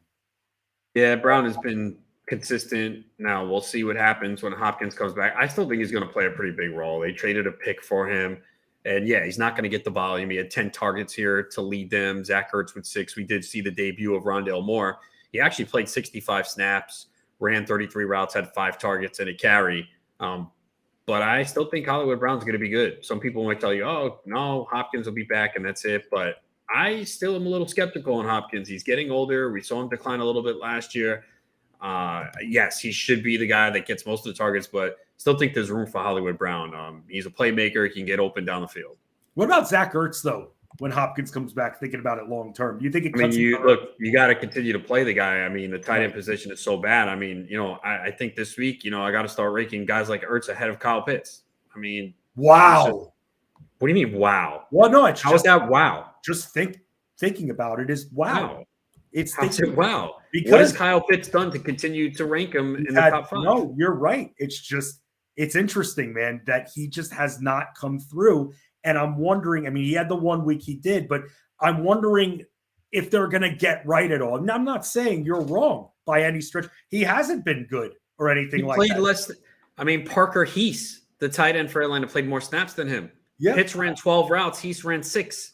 Pitts had 4 targets. I mean, my system, man, it's just they're not throwing the football enough either. That's the problem. But yeah, I mean, look, I'm sure people don't have Pitts and Ertz anyway, but it's to the point with Pitts right now where you do have to consider another tight end over it. I'm not saying Cole Kmet, but if you have Njoku and Pitts, is it really outlandish to play Njoku over Pitts right now? No. If you don't have Kyle Pitts, or you don't follow this stuff, you don't realize how bad he's been. And I only have Kyle Pitts in a best ball, in an FFPC best ball. So it's not like whatever. And I just looked at that roster. I'm like, oh, my backup is Albert Elf. Looks like I'm in trouble. And look, it should get better for him. But the guy has 10 receptions for 150 yards, no touchdowns. Here are his game logs: 2 for 19, 2 for 19, 5 for 87, 1 for 25. I mean, this is just pathetic at this point. And people have spent the 3rd round pick on him. There's probably not much you can do. I think people are like, well, I drafted him, I got to use him. You don't have to, man. You really don't. Right. If you have David Njoku, I might play him over Pitts right now. I know it sounds crazy, but we've seen 4 weeks of this garbage. Yeah, and even a decent matchup against Tampa for him, it's the quarterback. That's the problem. It's the quarterback. We talked about this. We saw with Drake London yesterday. Drake London is a hell of a talent. Mm-hmm. They completed 7 passes and they won, which is the worst part. Somehow this team is 2-2. They're the only team that's 4-0 against the spread this year. It's just, even with the matchup coming up against Tampa for them, I'm hoping it's better, but I'm still not that confident in him with the guy. They should lose the next 3 games. Tampa, 49ers, Bengals. Then they get the Panthers. That's a winnable game. And then the Chargers and the Panthers again. But so, you know what? If you look at it from that perspective, because look, they've been competitive. They lost to the Saints by 1 in week 1. They lost to the Rams by 4 in week 2. That's misleading, though, because the Rams were up most of the game. Falcons compiled a lot of those points in the 4th quarter. But that was a game, right? Oh, they're playing from behind the throwing. 2 for 19. Okay. Week 3, they beat Seattle. I think they did come from behind in that game. It was back and forth. That was his best game, and they're a bad defense. So the worst defense he's faced was Seattle. He had a good game. The Browns, they came from behind. It was kind of close throughout, and he still didn't have a good game. Now, you look the next 3 weeks, they should be playing from behind, you would think. But you see the lines in these games, these teams are very close. You don't see a lot of – we had no double-digit spreads in week 4. I mean, the closest was Green Bay, 9.5, 10, and Green Bay had to fight tooth and nail in over just to beat New England late in that game. So this week, though, it's changing. We do have some bigger lines this week, so we'll see what happens. But, yeah, I mean, look, Kyle Pitts is one of the biggest disappointments right now. But let's not forget Darren Waller, another guy. I don't really hear people talk about him. He's been absolute garbage as well for where you drafted him. I have him in 1 week thinking, oh, super flex. I got a good value, and he's got 16 for 175 and 1 touchdown, 3 for 24 this week, 3 for 22 last week. I mean, 2 weeks now where he's kind of been invisible. I'm looking at the tight ends, the top performing tight ends right there. You got in PPR, you got Kelsey at about 78, Andrews 68, and Andrews had a bad game this week. Yeah, he did. Hawkinson with 64, Ertz with and that's mostly one game. That's mostly yesterday. Right. And then Ertz with 54 points. And then you go down to the Gerald Everett's, Pat Freiermuth, Conklin. This position is dead, man. And you got to be careful with Everett, because will he continue to do that when Keenan Allen returns? Right. Probably not. And they also are going to get back Donald Parham as well. And they have McKitty also taking snaps from him. So it's just, it's really tough. I think people are like, yeah, I kind of wish I draft Kelsey or Andrews. I thought we were maybe onto something with Tyler Higbee. Now I'm starting to wonder about that, because he was getting he had 20 targets in the first 2 weeks. So I was starting to be encouraged. Well, if we're not going to be getting production, at least one thing I can maybe chase his targets there. But then he had 4 against Arizona. Yeah, it'll be interesting to see what happens with him tonight. I thought maybe it's because they didn't have a third receiver. We've seen Skoranek get involved a little bit more. And Al Robinson's been pretty quiet. So, 20 targets the first 2 weeks, only 4 last week. But that was a game they were kind of in control most of the way against Arizona. So, and the other thing too in that game is Stafford only attempted 25 passes. He was 18 to 25. They really didn't have the ball much. That game was so weird, man. And that's what you have to look at when, why were the targets low? The reason, 81 plays for the Cardinals, 46 for the Rams. So, Arizona kind of controlled that game and had the ball a lot. The Rams didn't. And when you're on 46 plays, you're really not going to get a lot of production from your offense. You kind of saw that last week at the Rams. Kind of like Cooper Kupp had a quiet day. 4 for 44 and 6 targets. That's not the typical Cooper Kupp line we're accustomed to. They just didn't have the ball much in that game. No, but I'll just say this. With some of the crap that we've seen at the tight end, a line that's like 4 for 44, I'll take it some weeks, okay? Well, yes, you will. If you had Cole Kmet the first couple weeks give you zeros, or Albert O, or guys like that, 4 for 44, you're like, hey, you got 8 points. I'll take it. That's a positive. Oh, man, and we're supposed to be proud of that. Like, I was proud with Njoku for 5 for 73. I was happy with that, man. I'd struck out 3 times in tight end in the league that we're in. Cole Kmet 2 weeks, Logan Thomas 1 week, and then Njoku. That's been my best performance at the tight end position. Yeah, I have a league where I had Ingram and Tunyon this week. I went Ingram. That did not work out. So it's just it's brutal when you're looking for someone off waivers or you're playing matchups and streaming. Because like I said, last week and the last couple of weeks, it's a good week if you're tight end gets a touchdown, because now what's going to happen is people are going to chase Mo Alley Cox now, right? He had 2 touchdowns.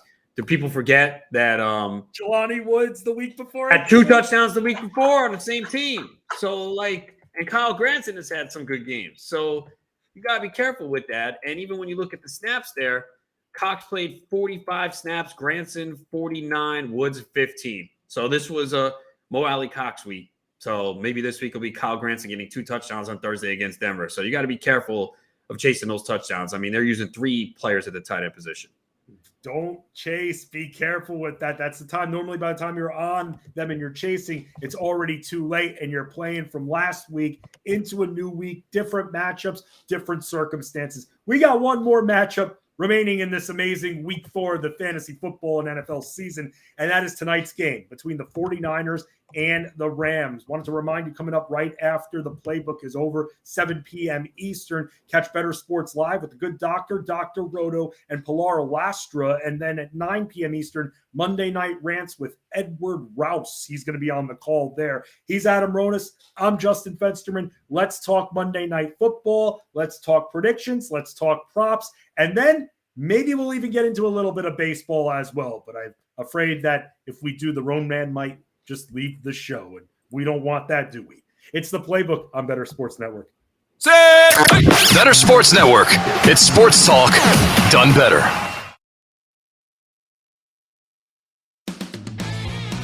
Talk about your picks, your fantasy teams, and your sports collectibles on Bettor Sports Network.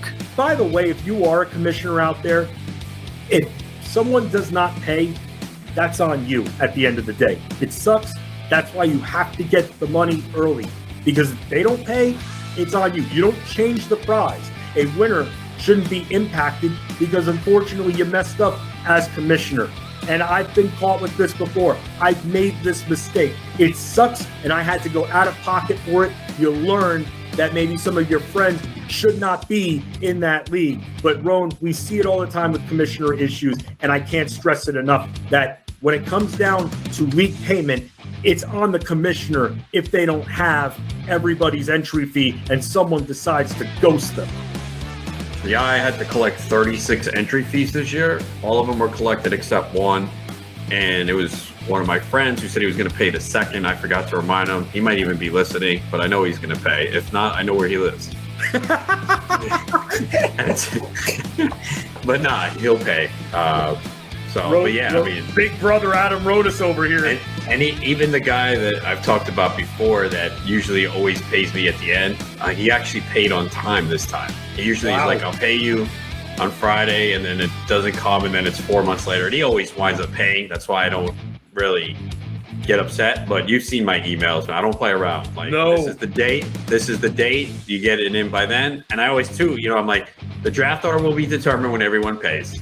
Right. So don't hit me up about the draft order. Once everyone pays, then the draft order will be done. And anyone who's been in this league, now Festy can't attest to this because he's never won money in my league, but the people who do win, they get it right away. Usually the next day or two. Just make sure the scoring, especially with football, no scoring changes, as long as it's not like a point victory, half a point, and then they'll get the money right away. What about 2 points?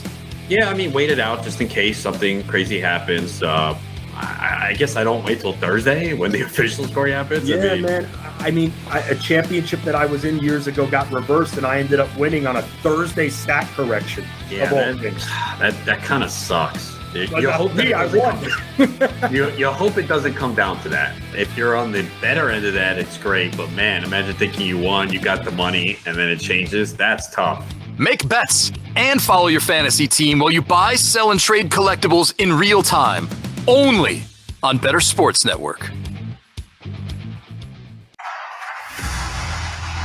The Playbook with Fensty and Ronis, presented by FantasyAlarm.com. Garoppolo looking towards the end zone. He throws.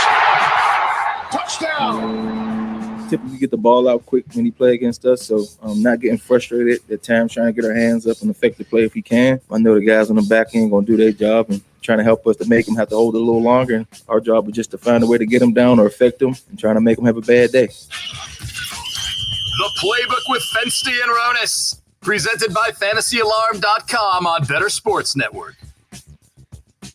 Aaron Donald on Fox Sports talking about the 49ers offense. Jimmy Garoppolo under center with no Trey Lance, and a total in this game for Monday Night Football. The 49ers favored by 2 points, a low 41.5 game total right there. And Ro, looking at these two teams, 2-1 of the Rams, 1-2 of the 49ers, how are you feeling about this game? Do you feel like it's going to be more on the slower pace side, or do you think we're going to be seeing some scoring on MNF here? Not sure about that, but I do think the 49ers win this game.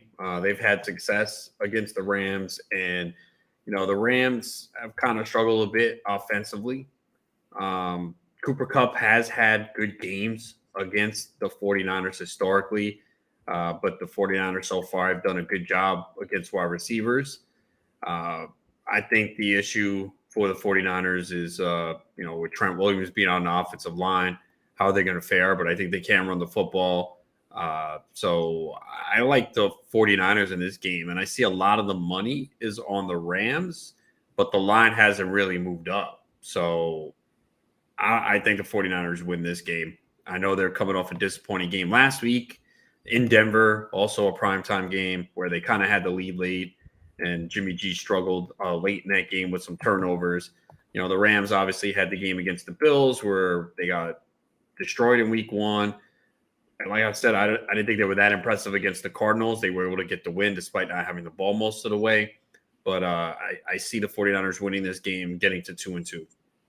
Looking at the snap percentage difference between Darrell Henderson and Cam Akers, I mean, you notice from week 1, and then I had that freak out, like, is this how it's going to be all year long with Cam Akers? 18% of the snaps to 82. And then you had 56 to 44 favoring Henderson in week 2. Week 3 comes 50-50 split. So got to ask you this here. For those that have both of these guys, I mean, what are your expectations for Cam Akers tonight? Because I was looking at some props here, and with the 49ers, not the easiest team to run on, but 36.5 is the yardage line for Cam Akers on the ground. Yeah, it's tough with both these guys now. It seems like Akers is more of the lead back, but he's just not involved in the passing game. If they're playing from behind, you'll see more Henderson. So it seems like Henderson's more in passing situations. Akers last week had 12 for 61 and a touchdown, so that's a good 5.1 yards per carry, but a tougher matchup here. He's barely been involved in the passing game, just 3 targets, and they all came in week 2. So I'm not betting the props. You could look at the unders for Akers in the passing game, but they're so low. So I'm not betting props with either running back here because I just don't know what it's going to be. I think Akers is the main guy and Henderson in the passing situations. But what if Henderson gets hot, looks good, and they roll with him? So I'm not touching any props with these running backs. I feel like that's what we saw in week 1. And I know that they went with Henderson first, and Henderson. Week 1 was disciplinary for Akers, but that's what it was. Oh, okay. I thought it was that Henderson was just off to a really good start. And that they were not happy with Akers came and he just got stuffed and bottled up. No, I mean he whiffed on a pass blocking play. They were upset that he wasn't paying attention to some details in practice, so that's why you saw he didn't play a big role. And then week 2 they went and he had 15 carries. How are you feeling about? Let's look at the other side. How are you feeling about Jeff Wilson tonight? I mean, last 2 games for Jeff Wilson. I mean, 12 carries, 75 yards against Denver. He had the 18 for 84 the week before. Now, I mean, you have to think Devo's going to be running a little bit, but I was looking at Jeff Wilson for his prop on DraftKings Sportsbook, by the way, and with the Rams, it's not going to be easy for him. 55.5 rushing yards, though, is the line there. Also, something just tells me to stay away from that, so I don't think I'm going to be betting it, but I thought it was an interesting number still. Yeah, I think if you're going to play it, you're leaning the over there because the 49ers do run the ball very well. He is the main back. They're giving him most of the production, and that's what they tend to do with these running backs. And they have the injuries to Elijah Mitchell and Tyrion Davis-Price. Don't seem enamored with Mason. It looks like their Coleman could be up. So 84 and 75 yards rushing, and the Rams have been good against the run, but that's also because number one, Buffalo kind of blew them out week 1, and then last week, Arizona passed a lot. I think they had 50-plus pass attempts for Kyler Murray. So that's kind of part of it. 49ers want to run the football. That's what they do. Wilson's averaging 4.6 yards a pop this year, and he's getting the attempt. So I think there's a good chance he goes over this number. Anything else that you are potentially liking in this game, or any players that stand out to you that you think could have a bigger night and save some fantasy weeks for those that are starting? I think you could see I'm going to go back to a prop I used in week 1. That's Matthew Stafford over half an interception. His last 3 games against San Francisco, he had 1 interception, 2 interceptions, and 2. And on the road last year, 11 interceptions, and he has 1 interception in 7 of the last 10. So I think there's a good opportunity that you see Stafford throw a pick tonight. We've kind of seen it this year. And the 49ers are a pretty good defense. They're at home. He didn't throw an interception last week, but I think a lot of that had to do with the defense he was playing. And again, only 25 pass attempts. First 2 weeks, 41 and 36. He had 5 interceptions. That's against Atlanta. I know Buffalo's good, and he was chucking a lot in that game. But always a good opportunity for Stafford to throw an interception. And again, based on the history here, he has done it. Last year, he threw 1 against them in the playoffs. The last game to end the regular season, he had 2 against them. And then he had a Monday night game last year in San Francisco where he threw 2 picks. Did not have a good game. So I'm going to think Stafford is going to throw a pick tonight. Yeah, and Allen Robinson, we were talking about him a little bit before, received a ton of questions regarding Allen Robinson. You want to see the guy get targeted a little more. We saw the garbage from week number 1. Week 2, he got into the end zone that salvaged his production. and then 2 for 23, man. It's just we want to see this guy. I feel like he's a better receiver than this, and he deserves more of the targets here. How much are they going to go to Cup here? This guy deserves more than 5 targets. Yeah, it just seems like either he's not picking up the system, doesn't have a rapport with Stafford. I don't know what the hell's going on. Maybe he's done. He is an older receiver. We all kind of say, well, last year was Chicago. He didn't want to be there. But I know he was kind of open in week 1 and it didn't happen. But,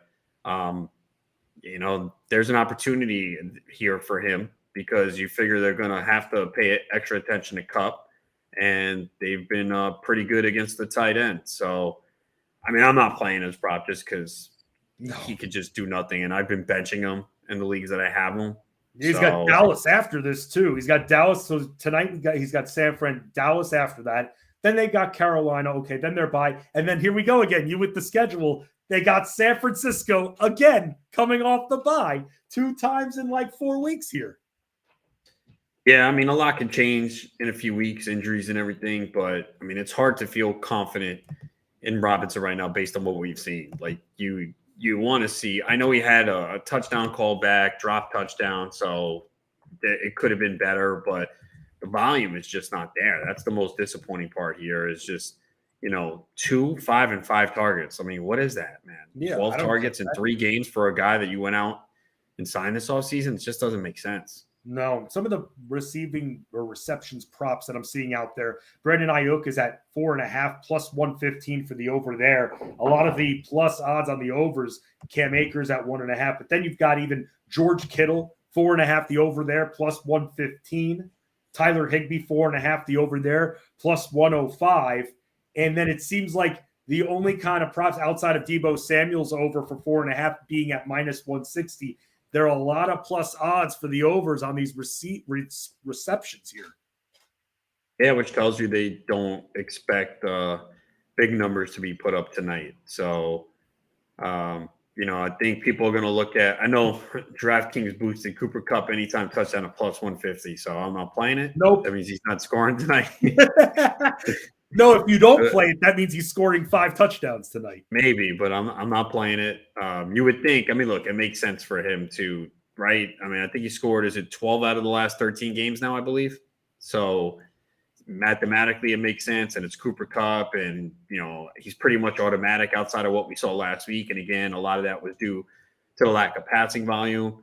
Something else I kind of looked at, I don't know if I'm going to play it, is Devo Samuel over 21.5 yards for his longest reception. Last week, he had a 32-yard catch, and last year against the Rams, he had plays of 44, 43, and 40. And, the Rams have allowed a 30-yard completion or more in every game this year. So that would be something I consider. I don't know if I'm going to play it yet, but it's something that caught my eye.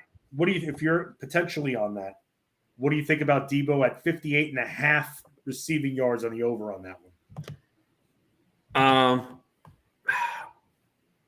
I don't know. He did do well against the Rams last year.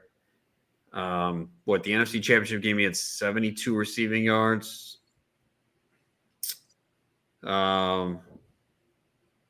Maybe. Yeah. I could see it.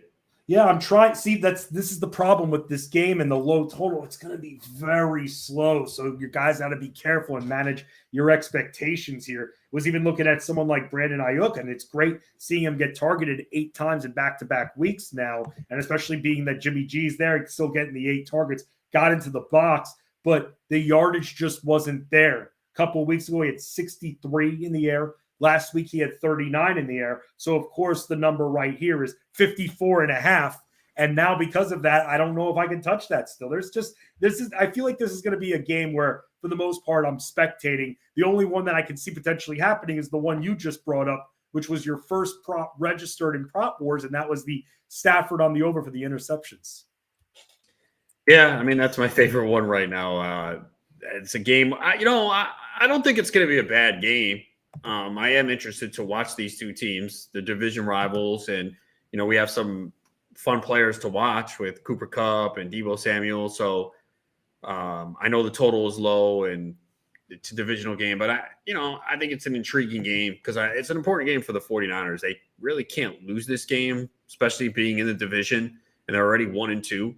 So, and these teams have played pretty good games in the past against each other. So, 49ers have had more success, though, against them. And I think it continues. I think they win this game. I would definitely bet them even on the money line. I think they win this game.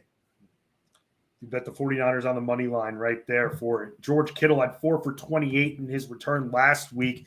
The Rams, not easy when it comes to Kittle, not easy of a matchup there. So that's another one that when you're seeing him at that 4.5 reception line, not feeling it. Truck asking us, Roan, do the Rams cover 15.5, 13-point teaser leg? I would think so. I don't see the Niners blowing them out. I just think 49ers win this game. Yep. Philly Mac also asking us about Craig Reynolds, if he's worth the roster spot right now, temporarily, maybe for the next week or so. But we are thinking that Swift is, from the reports that we've read, Swift should be fine after the bye, and that will knock down Reynolds a little bit. But I think for the week, you can look to roster him. Yeah, I think it depends on the depth of your league. I did add him in a league or two, but depends on the amount of reserve spots. And also, again, it looks like some players emerged off the waiver wire, depending if they're available in your league, whether it's Tyler Algier, with Cordero Patterson going on IR, or Mike Boone. There could be some potential options out there. So it really depends on what's available and what you need. But right now, I mean, look, he played a good amount of snaps. And again, if something happens to Jamal Williams, he's on your roster, but they do have the bye coming up. Is it week 7 for the Lions? I think so. Yeah, I think it's week 7. So you could see Swift back in week 8. So yeah, it might be a 1-week situation potentially. Yeah, I thought for a second, I'm looking this up. I thought it was week 6 their bye. I'm checking that right now. It is week 6 their bye. Okay, so yeah, so then Swift could be ready in week 7. So you only have it for this week, and they play. Is it the Saints? They play the Patriots this week. Then come back off the bye. They play the Cowboys and then the Dolphins. So that's what we're looking at when it comes to schedule for Detroit at this point here. For those that are just tuning into the playbook, before we send you off to Better Sports Live with Dr. Roto and Pilar Lostra tonight, want to just remind you about the injuries that we're dealing with right now around the NFL. Javonte Williams, torn ACL, his season is done, and LCL for that matter. So not only this season's going to be done, but very likely part of next season too, which is a very big bummer for yours truly, who has him in a keeper league. Jonathan Taylor dealing with the ankle injury, not so severe from what we're reading now. However, short week Thursday night, not a good recipe there. So I would start thinking about alternative plans if you do have Jonathan Taylor on your team. Traylon Burks, turf toe. You just hate to see it because this is just one of those injuries where there's no firm timetable. And when surgery talk starts to get involved, he's going to be missing some time. We don't know if he's going to have surgery. Rome just mentioned Cordero Patterson being placed on the IR with the knee. Rashad Bateman's dealing with a mid-foot injury at this time. Some of you asking about the Giants and their quarterback situation. Daniel Jones is dealing with the ankle injury, could potentially play in London, 9:30 a.m. Eastern this Sunday. There's a warning for you. Tyrod Taylor was concussed in this game. Kenny Golladay, who cares, banged up his knee. No Tua against the Jets in week 5 that has already been determined.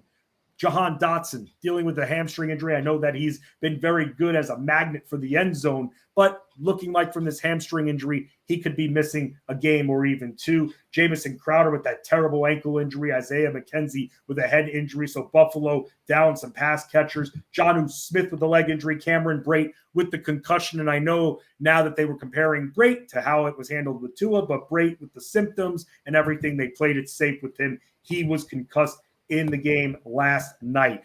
Roan, we've waited a long time to talk about this. Now we have to talk about it a little bit. We were very excited on Friday, and then that excitement has now turned into a lot of poop, essentially. And that is regarding our New York Mets. Had a chance to put some distance between them and the Braves for the division, how they ended up in that series against Atlanta over the weekend. Swept, and now down a couple of games with Atlanta looking like they're about to clinch with just a few days left in the regular season for Major League Baseball. Going to talk about that, see if maybe Mr. Ronis has a little bit of a bet ski for us, and talk about what we're looking at in these last few days of Major League Baseball, and still time to take your questions in the chat. So comment in the comments section, because this is the playbook, your playbook to victory, powered by fantasyalarm.com here on Better Sports Network. The Playbook with Fensty and Ronis.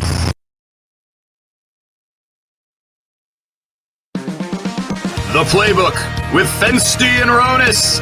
Presented by fantasyalarm.com. I got to tell this story, okay?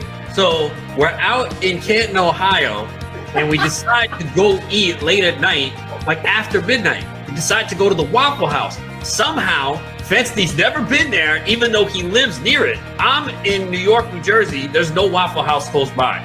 So if you go to the Waffle House, what are you going to eat more than likely? Pancakes, waffles, eggs, and all that, right? So, of course, our guy Rich, he gets breakfast. I get breakfast. Fensty doesn't. He's never been to a Waffle House. How do you not have waffles? Like, it makes no sense. Dude, there's a time for waffles. I eat breakfast at midnight. Come on, man. That's the thing. I didn't want breakfast, man. I got like, what was it, like a cheesesteak sandwich or something like that? That's like someone who has never been to IHOP going there and ordering a burger. Who does that? That I wouldn't do. That I would not. That's the equivalent of what you did. Well, I don't even know what you had. I got the steak sandwich, which was steak sandwich at the Waffle House. Never been there, and that's what you get. You're an odd guy, man. You're an I'm not an odd guy. Yes, you are. Can we get a vote? Can we get a vote in the chat, please? I mean, if you've never been to Waffle House and you get a steak wrap, something's wrong with you, right? Don't you have to get waffles and eggs and bacon and all that? It's the Waffle House. Yeah, I hear you, man. It was my first time, okay? Ordering the hash browns was already complicated enough. Smothered and covered, and it's almost like it's crazy how much combinations you can have. And I know that everybody's killing me for it right now. And no, to our producers, I don't get pasta at a steakhouse or anything like that. No, Alfredo, that's what he gets at the steakhouse. Do you follow me on Instagram? I'm always on that grill. You know how much I love steak. Why would I go to a steakhouse to get pasta? Because you go to Waffle House to get steak wraps. That's why. I didn't know it was all waffles, bro. I thought it had like a little bit of everything. That's why. You know, I didn't realize they were famous for the waffles. Hey, look. You know, the name of the place is the Waffle House. What else would they be famous for? You know what? That's fine. I guess it's a hot take getting a steak sandwich. As long as it was good, I housed that thing in 10 seconds. Okay, you were never there, and that's the first time. You're not going to try a waffle? Do you admit it was a mistake? I don't really like waffles, man. Better Sports Network. It's sports talk done better.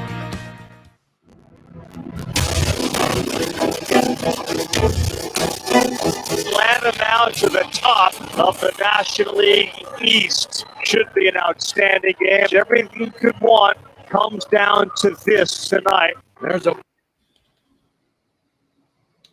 Welcome back to the Playbook here on Better Sports Network. Justin Fensterman and Adam Ronis. And you got to love the irony sometimes, Roan, because the Atlanta Braves, man, 100 wins. The New York Mets, 98 wins. And I'm listening to all the media. I'm listening to everyone's making like the Mets season is a colossal failure. And I know that the road to the World Series, if they don't win the division, does become harder. But is it really a failed season? I mean, thinking back to what we were thinking before the season started for these New York Mets, I didn't expect them to win 98 games. I don't know about you, but they're still in the playoffs, and I think people are forgetting about that. I get that side, but I'm sorry. This was a colossal failure this weekend. All they needed to do was win one game. One game. That's all you needed to do. As bad as Friday and Saturday were, with DeGrom and Scherzer not coming through, you just needed to win last night. Then you control your own destiny.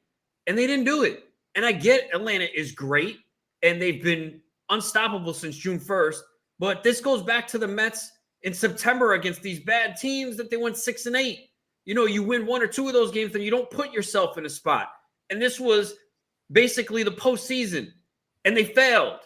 And I know this team doesn't have experience, and the Braves do, but the Braves were ready for this moment. You know, everyone talks about Matt Olson was ice cold. Go look at his September stats. Horrendous. He just got hot over the last 4 or 5 days. even Swanson and Riley, they showed their stats. They were not having a good September. What did they do in the big moment? They showed up. What did the Mets do? They folded, man. No extra base hits, no power. Lindor didn't come through. Alonso didn't come through. DeGrom didn't come through. Scherzer didn't come through. This was a major disappointment. You could spin it any way you want. Oh, yeah, they have 98 wins, a great year. It doesn't matter. All you needed to do was win one game. Don't get swept. And the Mets were great this year at bouncing back in every spot, and they didn't do it. Yes, you give your credit to the Braves, but this was playoff baseball. This is what you're going to be dealing with over the next couple weeks. And you made your path way more difficult. The Braves are not losing to this division. They win tonight. It's over. It's just a major disappointment because now you got to play this weekend, 3 games potentially, or 2. They might get swept, so maybe it's only 2. Probably facing the Padres. So you hope to win it in 2, but then you got to turn around on Tuesday and then go play the Dodgers if you win. And now you're not able to pitch whoever goes game 1. Say it's DeGrom. He's not pitching till game 3. So it's just you made your path so much more difficult when it was all in your control. Were they first place like 175 days this year and 6 out of first? And in the most important series, you don't get it done. And the worst part was with the Mets, you never fell out of it. I didn't think they were coming back last night. Once it was 5-3, I'm like, this team's done. And I never felt that way about this team this year. And Darno of all people, man. Darno with that up the middle. They had first and third no out after taking the 3-1 lead, and they didn't score. And right then and there, I'm like, damn, you got to put them away, man. First and third no out. You can't even get a sack fly? Really? I mean, it's disappointing. I get it. I know people are like, well, your team won 98 games. They're going to make playoffs. But just the way things happen, it was a failure this weekend. Any way you slice it. Now, I hope I'm wrong and come back and be like, wow, the Mets made it difficult and they somehow, got there. But how can you feel great about this team right now? I know they still have DeGrom and Scherzer, and you don't expect that from them. But my goodness, man, like everything that could go wrong for this team went wrong. The only guy that hit was Jeff McNeil this weekend. He's the only guy that showed up. I mean, Diaz, you can't fault him. He only had 2 batters. He struck out both. We know Diaz has been money, but there was no opportunity for him to pitch. Bassett, man, really? Like, oh, come on, man. They handed you a 3-1 lead. And that's how you runs. Unbelievable, man. It's just again, the Braves are great. Needing the pitcher. There was one pitch there, and I forget, like the pitch, he called for a high pitch, shook him off. Okay, lowers the glove. Then the pitch is almost over his head. You had no control in that last inning. Yeah, I mean, you're handed a 3-1 lead. You got to have a shutdown inning. And what happened? Charlie Morton was struggling. First and third, no out.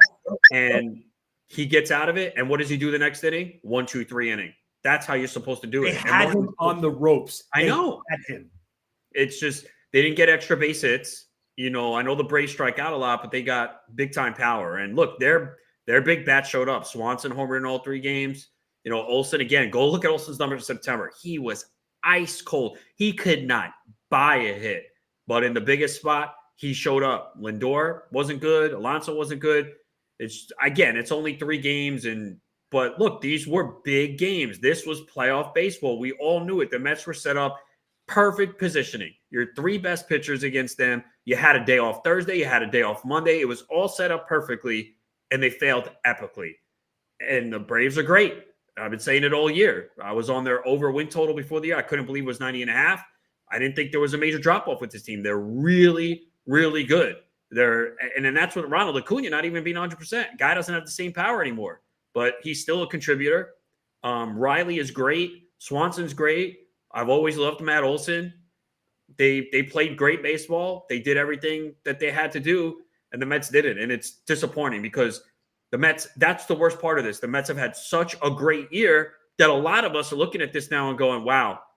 Not that it was a failure, but it's disappointing, man. They couldn't close it out, and they had every opportunity. Again, losing some of these games to these horrible teams in September, put yourself in this position. And I'm just upset because you only need 1 win. Avoid the sweep. The worst case scenario there were so many different ways this series could have played out. The worst case scenario was you get swept. And that's exactly what happened. And that's the most disappointing, and especially that they didn't bounce back last night. You're handed a 3-1 lead. I I want to be optimistic and say, okay, well, they can still do it. But my goodness, they just made their path so much more difficult because if they're somehow able to survive the wild card weekend, you got to go play the Dodgers now, and you're not going to be able to set up your pitching staff the way you wanted to, especially if you have to go to Game 3. If you have to go to Game 3 this weekend and go to DeGrom, Scherzer, and Bassett, who's pitching Game 1 against the Dodgers? Carrasco, who's been awful against good teams? Taijuan Walker? I mean, come on, man. It's just very, very disappointing, man. Very disappointing. I didn't expect it. I really didn't. I didn't think this team would get swept. And, a lot of people haven't fared well against the Padres at all, too. It was, not good. It's just major, major disappointment. And, I get it. They have to bounce back. I don't know if they're going to play tonight. I'm seeing 100% rain for like the next 7 hours here in New York. So I know they want to try and get it in. But you know what? Maybe they wait it out. The Braves are playing the Marlins now. Braves are up 4-0, and they go, let's bang the game anyway. Braves are going to win and don't even make up this game. So they ruined my weekend, man. I was just so dejected last night, and I usually don't get like that over games anymore, but I was excited for this team. I thought they were different. I thought they had it, and they still might, but this was a terrible sign this weekend. And again, you got to give credit to the Braves. They're a tremendous team. They're the world champions for a reason, and they really – their bullpen – no one talks about this. One of the biggest additions they made, who the Mets could have used, Raisel Iglesias. If I'm not mistaken, I don't think he's allowed to run since he came to Atlanta. And that's a guy, too, that's signed. So he's going to be their closer probably next year if they don't bring back Kenley Jansen. Iglesias was a huge addition that the Mets could have used because they could have used a guy in the 8th inning right now because it's hard to feel confident in their bullpen, whether it's Ottavino or Lugo. I mean, Lugo did give up a home run, but they went out. They got Iglesias. That was a big addition that really no one talks about. Their bullpen was lights out last year, too, in the postseason. And they're now making mistakes. I mean, that's the other thing. Like, people are like, wait, since June 1st, the Mets are like 20 games over 500, which is correct. The Braves are just better. So it's just a real disappointing weekend. Sitting there watching that, I was so pumped up going into Friday. And to see them fall short was just a major disappointment. Yeah, no, absolutely. And tiebreaker now gone. It goes to Atlanta now. I was trying to think, when was the last time we had back to the same team win back-to-back years in the MLB? Was it the Yankees, 99 and 2000? Yes. Yeah. Wow. I mean, the Braves do have a shot. I mean, now their path. Look, they're going to win their round of the wild card. I don't see Cardinals, Phillies, or wherever coming out there beating them. And then they only have to get through one of the Mets or Dodgers. Of course, the AL champion, I think it's going to be the Astros, will be tough. But, I mean, this Braves team has been dominant for 4 months. I know they talk about, well, you're peaking too early. They've been peaking for 4 months, and they've won it before. They got guys that show up in the big spot. So they definitely have a shot to win it. And there's no question in my mind. I hope I'm wrong. How about the Mariners, by the way? I didn't realize they didn't make the playoffs for 20 years. That's incredible. That's a feel-good story I could get behind. I don't really care right now. I don't want to feel good about anything right now. Just let me wallow in my misery here. I'll give you something to feel good about. Julio Rodriguez. Why? Well, a major fantasy call for you. Okay, earlier. And I didn't have him anywhere, so I don't care. I know. You helped everybody. You helped your faithful out. You were telling us to draft him about 4 rounds earlier that he was going. That's an incredible call. Hopefully it helps some of the subscribers on Fantasy Alarm and followers. But, yeah, I don't want any positive stuff today. No, I'm sorry. Well, you know what? The good thing is, Rowan, that you're still stuck with me tomorrow. That's something positive, at least here on the playbook. 5 to 7 p.m. Eastern all week long. Coming up right after us, you can catch Bettor Sports Live with Dr. Roto and Pilar Lastra. For Adam Ronas, I'm Justin Fensterman. Good luck. Let's enjoy some football.